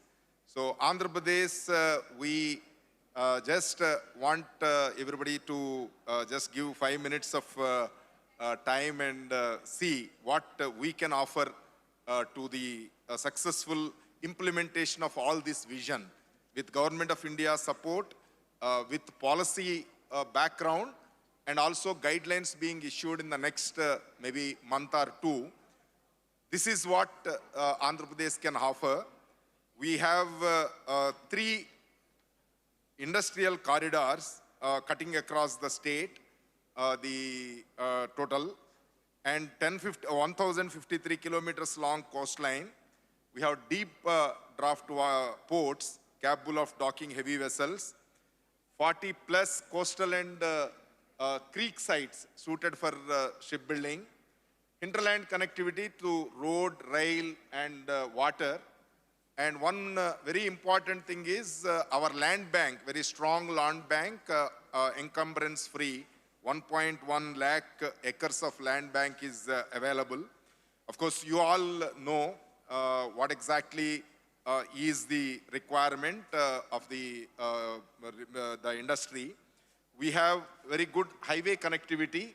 So all the highways crisscrossing, and we are now presently around Government of India is investing around 1.3 lakhs more for strengthening further infrastructure. Railway connectivity, almost 1 lakh 2,000 crores railway projects are going on, apart from whatever 9,000 kilometers of rail length we already have. And land bank, you just saw almost 1 lakh plus acres of land, encumbrance-free land is available. Water resources, we have good water resources, good river systems. And then the power supply, Andhra Pradesh, we don't have the power issues. So both renewable energy with sustained renewable energy, including the pumping systems. Then support ecosystem is very strong. Airport proximity is there. Almost 7 operational airports. So then digital infrastructure, we have almost 80,000 kilometers of fiber optic backbone network covering almost all the villages also. Means coming to from state to district, district to mandal, mandal to villages. So this is what vision of Andhra Pradesh. So we have the requirement, demand on one side and requirement on other side. So both shipbuilding and MRO facilities, I need not repeat because the entire sessions, 3 sessions are there which have highlighted the importance of that. So now what we can offer is, we wanted to introduce the Duggarajapatnam shipbuilding cluster. We wanted to develop along with Visakhapatnam Port Authority. Both of us are forming the SPV to take it forward. The entire land, external infrastructure will be given by the state government, and the Visakhapatnam Port Authority will develop the port infrastructure with the SPV backup. We have already 2,800 acres which is earmarked for this Duggarajapatnam both port and shipbuilding cluster. We also have running almost in progress ports, Machilipatnam and Molapeta, having good infrastructure and land bank available with a reasonably good deep draft. So these are the areas where a lot of opportunities are there for both the medium, large and mega shipbuilding clusters. Just to have the just clusters and connectivity, we have 3 shipbuilding clusters identified, 3 fishing harbors, and creek and salt lands around 30 plus we have creek facilities. We have 1 major port, 5 non-major ports working, and 4 greenfield ports being developed, so which are likely to be completed from June 2026 to December 2026. Airports, we have 7 operational airports, 6 greenfield airports under development, and 1 is under construction. So we have 1.6 lakh kilometers of road length and 9,000 kilometers of rail length, and developed industrial clusters around 20. So this is what we wanted to offer for the small shipyard and MRO facilities. These are the places. Shipyard and MRO facility for medium, Machilipatnam and Molapeta, the ports are likely to be operational. Almost 70% of the works are completed, likely to be operational during 2026. And large shipyard and MRO facilities at Duggarajapatnam. So these are the places for doing construction. So we have a single window mechanism and dedicated investment facilitation cell in the form of Economic Development Board. It is a single point contact. Any investor will be facilitated with a dedicated senior officer taking up the facilitation and taking it forward. So assistance to foreign investors, we have a dedicated EDB which can guide the foreign investors in understanding the local laws, local regulations, and local situation. So integrated data management system, then engineering regulatory process and the systems. So this is, these are the shipbuilding incentive because one of the important component is the incentives offered by the state government apart from the federal government, because government of India has come up with a good policies, but to top it up, to make the projects much more viable, government of Andhra Pradesh is giving some more incentives. This is production linked incentives, a reimbursement of 5% of the cost of building for first 5 ships, and within that 25% of fixed cost investment. Water and power charges, 50% discount for the first 5 years, 100% exemption from electricity duty, stamp duty 100% exemption, pre-feasibility study 75% of the cost of pre-feasibility study reimbursed by the state government. SGST, part of the 50% GST is SGST, state GST. So this is 100% net SGST exemption for the first 10 years.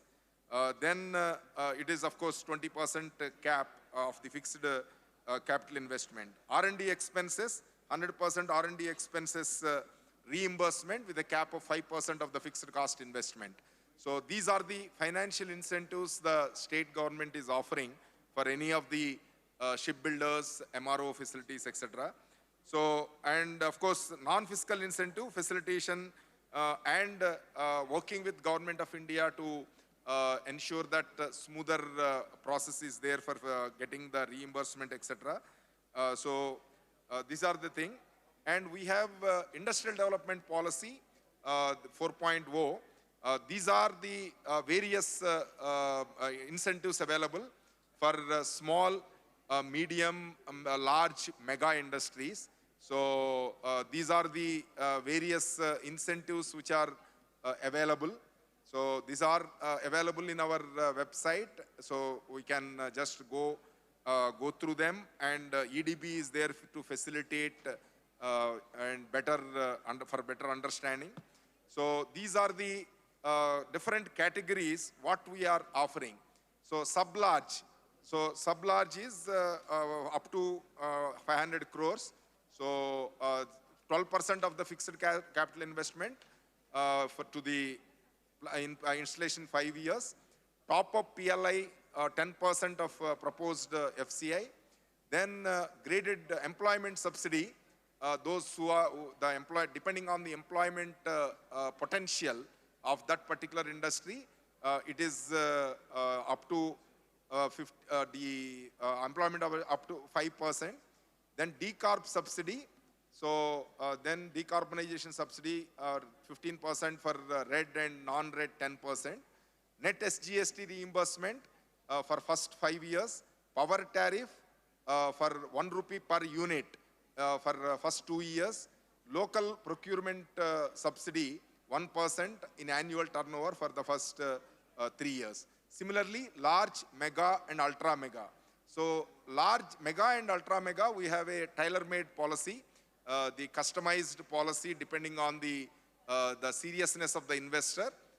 These are the minimum thing what can be offered, but more than this can be negotiated depending on the seriousness of the project and the proponents, the promoters' challenges what they face to make it viable. Because our main policy is to create employment, create that economic growth, and develop that ecosystem. So these are the things. And industries incentive offerings for large and mega manufacturers. Generally, it is 12 to 39% of the fixed cost investment. These are the different components. Early bird, the initial, promoters will be given more incentives in both fixed cap, both investment subsidy and others. So then value addition, if they are going for value addition, depending on the value addition, it goes from 40 to 67% of the fixed cost investment. It is graded disbursement over a period of time. So these are the facilities available. We have good quantum of land, good infrastructure, good connectivity, and power, water. There is absolutely no problem. And the incentive structure is definitely one of the best what we can offer from the state side. So any of the serious players, we request you to contact our Economic Development Board. We are ready to handhold and facilitate you through the process. Thank you very much. Thank you very much for listening. Thank you.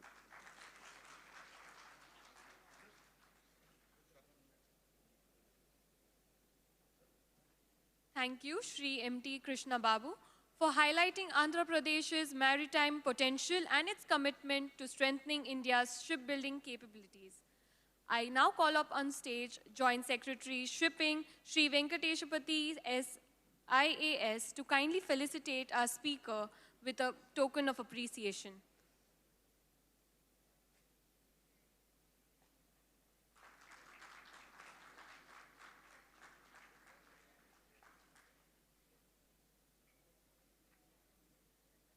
Thank you. Next, we turn to the state of Tamil Nadu, a rising maritime hub with strong industrial and coastal infrastructure. May I invite Dr. Darees Ahmed, IAS CEO, Guidance Tamil Nadu, to present the opportunities and support ecosystem for shipbuilding and repair in the state.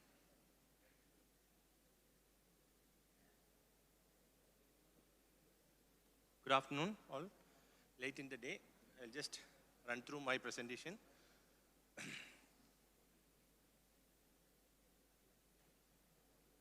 Tamil Nadu is a leader in manufacturing in the country, and we are used to manufacturing very complicated automobiles, equipments, machineries. So in that process, ship is a very complicated equipment, and as a state, we are one of the leaders in manufacturing sector in the country. So it's natural that Tamil Nadu is a leader in trying to develop the shipbuilding industry. So here, what I'm trying to present to you is what we have to offer when you think about building in the state. So we are trying to create an ecosystem, trying to mitigate the issues which were preventing our country from being a leader in shipbuilding. So the most important thing Tamil Nadu has is talent. We are the most industrial state in the country. We have 40,000 factories. We have 3 million people employed in factories. And we have 12% to gross value add of India. So what this shows is that the state knows how to manufacture, and we have the talent ecosystem which is needed to manufacture such a... So if you see the number of institutions, NIOT, AMAT, that we have IMU.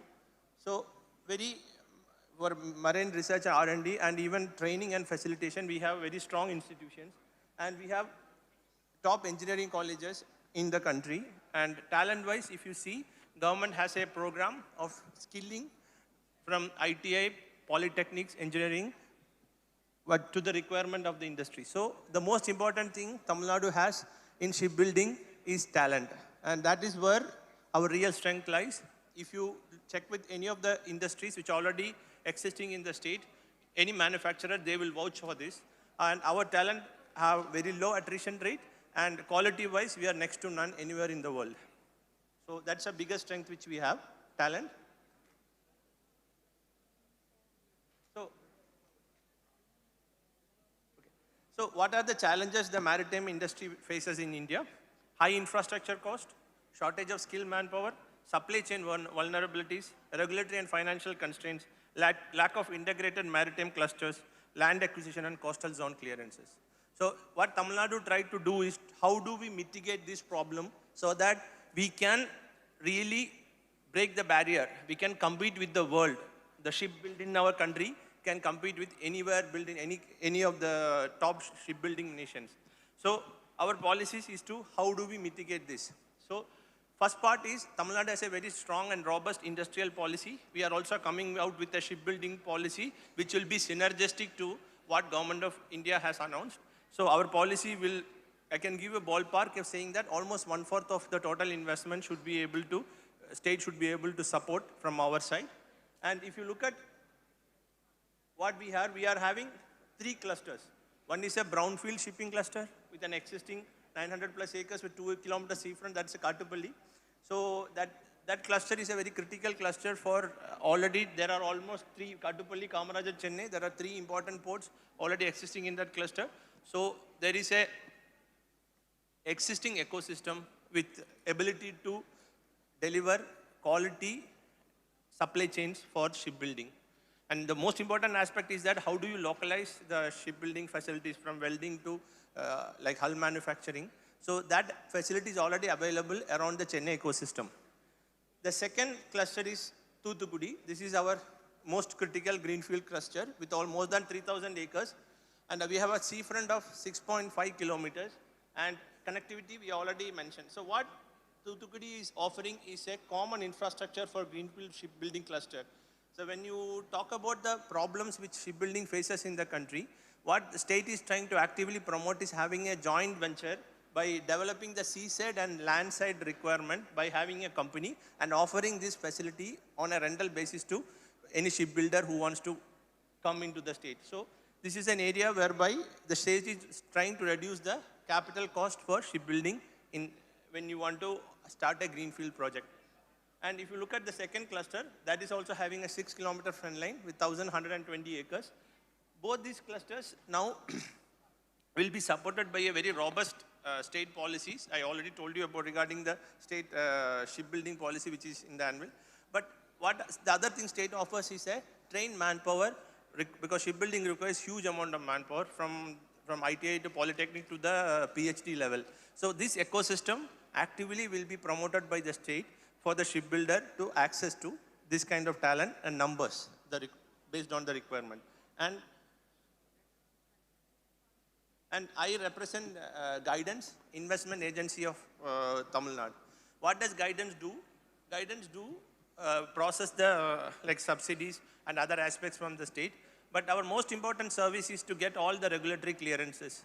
We actively get all the regulatory clearances required from environmental clearance, all kind of other clearances like fire safety. So as an organization, we are having a grounding service which will provide any company who comes into the state with all the support up to even for the grounding, and even after grounding for all your renewals, we are a single stop. So our single window is not for getting the project grounded.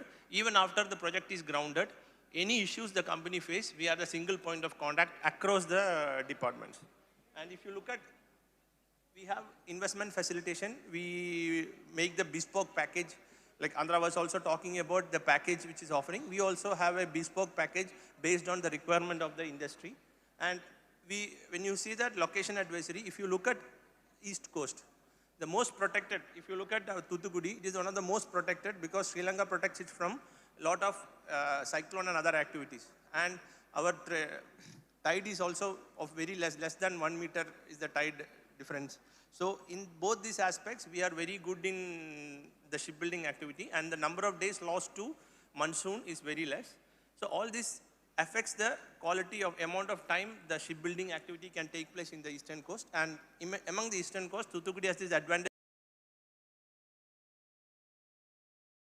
geographical advantage of not exposed to cyclonic activity. And these are the, and we are one of the best investment promotion agencies as certified by UNCTAD. And I will stop here by saying that if any of you are interested in investment or looking into Tamil Nadu, Guidance Tamil Nadu is your single point stop. And this is our address. Feel free to reach out to us. Thank you.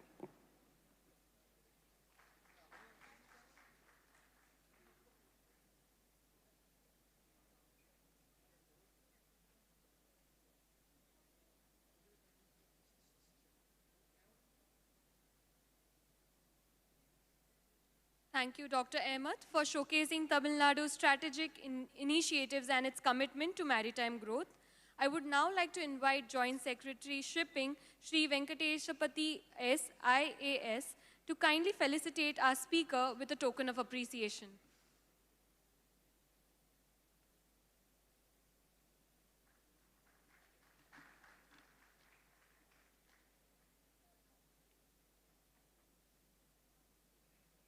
Thank you.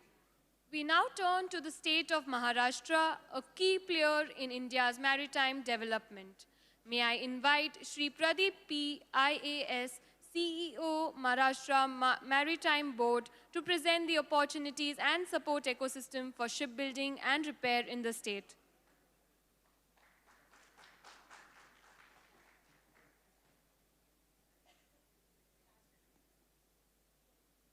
Good afternoon all. Welcome to India Maritime Week and to Maharashtra. Maharashtra has been the first and only state to have an independent policy on shipbuilding. So this chart signifies the infrastructural, geographical and economic advantages of Maharashtra that sets it apart. It also signifies the political and administrative wealth that Maharashtra has for shipbuilding. So this Government of India initiatives, you would all know, these are the initiatives of Government of India for shipbuilding. Honorable PM has set out the targets for India's maritime ambitions through Maritime India Vision 2030 and Maritime Amrit Kaal Vision 2047. As part of which, India wants to be in the top 10 in shipbuilding by 2030 and top 5 by 2047. And Maharashtra aspires to shoulder 1/3 of these national ambitions. So the Maharashtra policy touches upon almost every aspect of shipbuilding. Like we have, number one, well-developed, well-defined development models. Number two, capital subsidy for the shipyards. Number three, the enabling infrastructure in terms of road, rail connectivity, utilities to the project site. And then the coordination with all regulatory agencies and to streamline the regulatory process. Then promotion of skilling activities with respect to shipbuilding. Recently, we signed an MOU with IIT Bombay, wherein a Center of Excellence in Shipbuilding is being proposed shortly. And same research and development also, we signed an MOU with IIT Bombay to set up a facility and R&D for shipbuilding, specifically for shipbuilding. With respect to the models, the first one is the maritime shipbuilding clusters, which will be done by the Maharashtra Maritime Board. Second is where we are encouraging the existing ports to tie up with national international shipyards and establish shipyards in their ports. And then there are standalone shipyards model. In the first model, the land acquisition, all regulatory approvals, the design, development, and even the common shipbuilding infra will be done by Maharashtra Maritime Board. And land will be allocated to the shipyards through plug-and-play model. In the second model, again, the existing ports in their facilities, in their port area can do this. Third is the standalone shipyard model, wherein the ITZ land and government land allocation will be done by MMB, but then the shipyard development will be done by the project proponent. With respect to the fiscal stimulus, I would like to say the main focus has been to simplify the stimulus package. Here, we are providing capital subsidy of 15% of project cost. And when we say why 15%, during our studies and even in the Maritime India Vision documents, we have found that the Indian shipyards have a 25 to 30% cost disadvantage compared to Japanese, Chinese, and South Korean shipyards. And as we know, under the shipbuilding financial assistance policy, Government of India is providing up to 14% on the sale of every vessel. So we said we'll provide 15%. So it put together, it should suffice to address the cost disadvantage of all the shipyards. And another notable feature of this fiscal stimulus is that this will be provided during project execution in 4 equal installments. So every 25% completion of project, we will provide our 25% of the stimulus against a bank guarantee. I think that will really help the project proponents, that is what we believe. Then with respect to skilling and R&D, we provide 60% or 5 crores, whichever is lower, of the project cost for setting up an R&D or skilling facility. At the same time, we also provide 50% or 1 crore, whichever is lower, for any shipyard company that spends on upskilling, reskilling of its employees. And this will be provided for 5 years. So we have then identified maritime shipyard clusters, around 6 locations we have identified, with land area measuring from about 1,000 acres to 3,000 acres, and waterfront measuring from about 1 kilometer to 3 kilometers. And out of these 6, we have shortlisted 3 locations, which are through a lot of stakeholder consultations. One is Nandgaon, which is very close to the Vadhavan port, which is the 13th major port that is being developed, and which will be the largest deep draft port, and will be among the top 10 among the world. Second is Dighi, which is near Mumbai, and it is also near to the Dighi Industrial Cluster and the Dighi Port. Third is in Vijayadurg, which is Sindur district. So as far as this is concerned, we are now in the process of appointing a technical consultant and for the preparation of DPR for one among these 3 locations, which is already underway. Apart from this, we also identified about 11 locations for standalone shipyards. I would like to say that if any project proponent, apart from these locations, has his own requirement or his own liking for a particular location, we can look into that as well. So I would request all to come to Maharashtra and participate in our maritime development. Thank you. Jai Hind, Jai Maharashtra.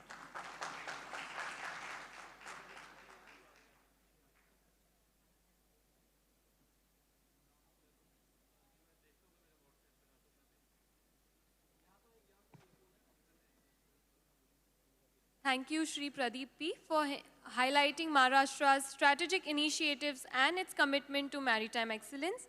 I now invite Joint Secretary Shipping, Shri Venkateshupati S. IAS, to kindly felicitate our speaker with a token of appreciation.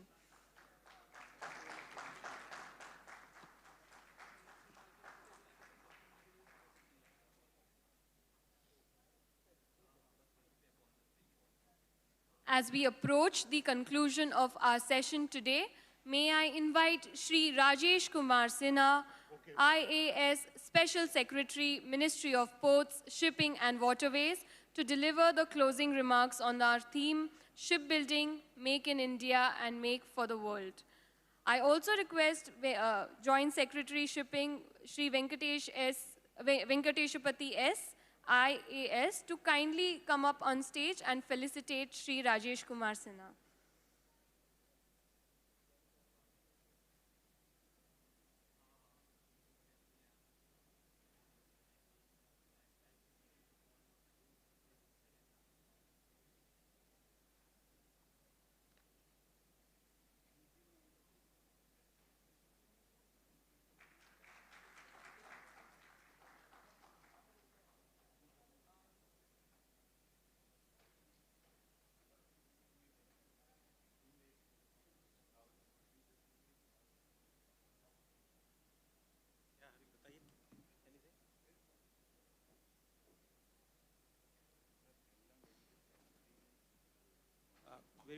Very good afternoon to everyone.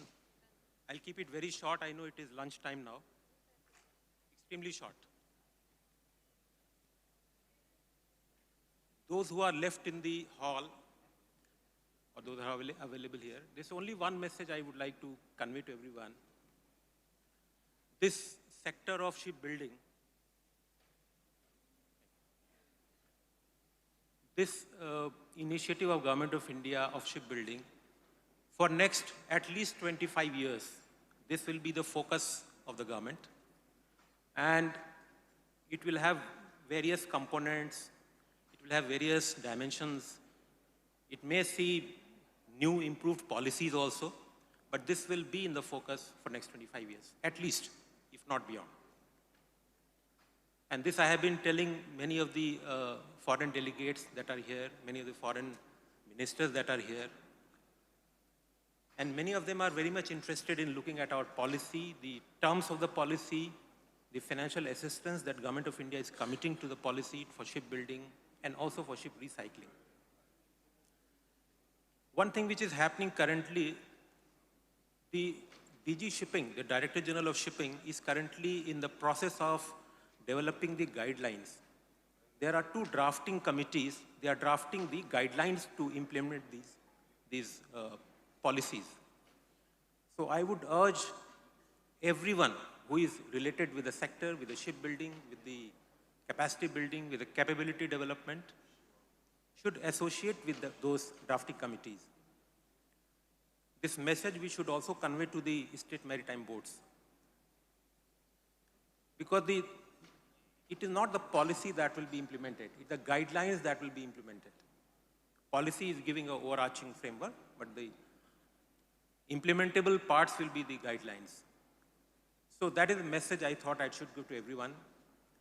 The message that today's workshop had, the session on the shipbuilding has, is of partnership, is of building relationship, it is of collaboration, it is of business to business, government to business, and business to government, all relationship at work. The policy that we have devised got approved about a month ago. It is actually an outcome of huge level of interaction, getting a lot of feedback from the industry, from the sector, from the government shipyards, from the private shipyards, from the designers, the ship designers and the classification societies. So this is another message that I thought I should give, that everybody should associate with those committees. Now that committees have a timeline. We are supposed to finalize our guidelines by 30th of November. So these timelines are very important. So with these words, I think I should conclude. I convey my best wishes to everyone who got associated with this program. Thank you.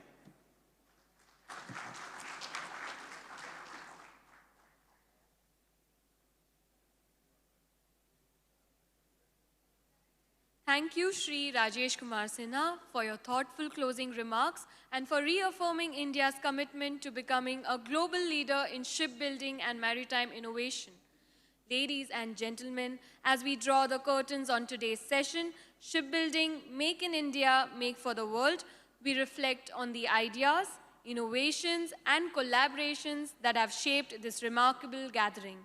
We extend our sincere appreciation to all the dignitaries, speakers, panelists, and participants who have contributed to the success of this event. Let us continue to work together to build a resilient, self-reliant, and globally competitive maritime future. Thank you once again, and we wish you a smooth sailing ahead.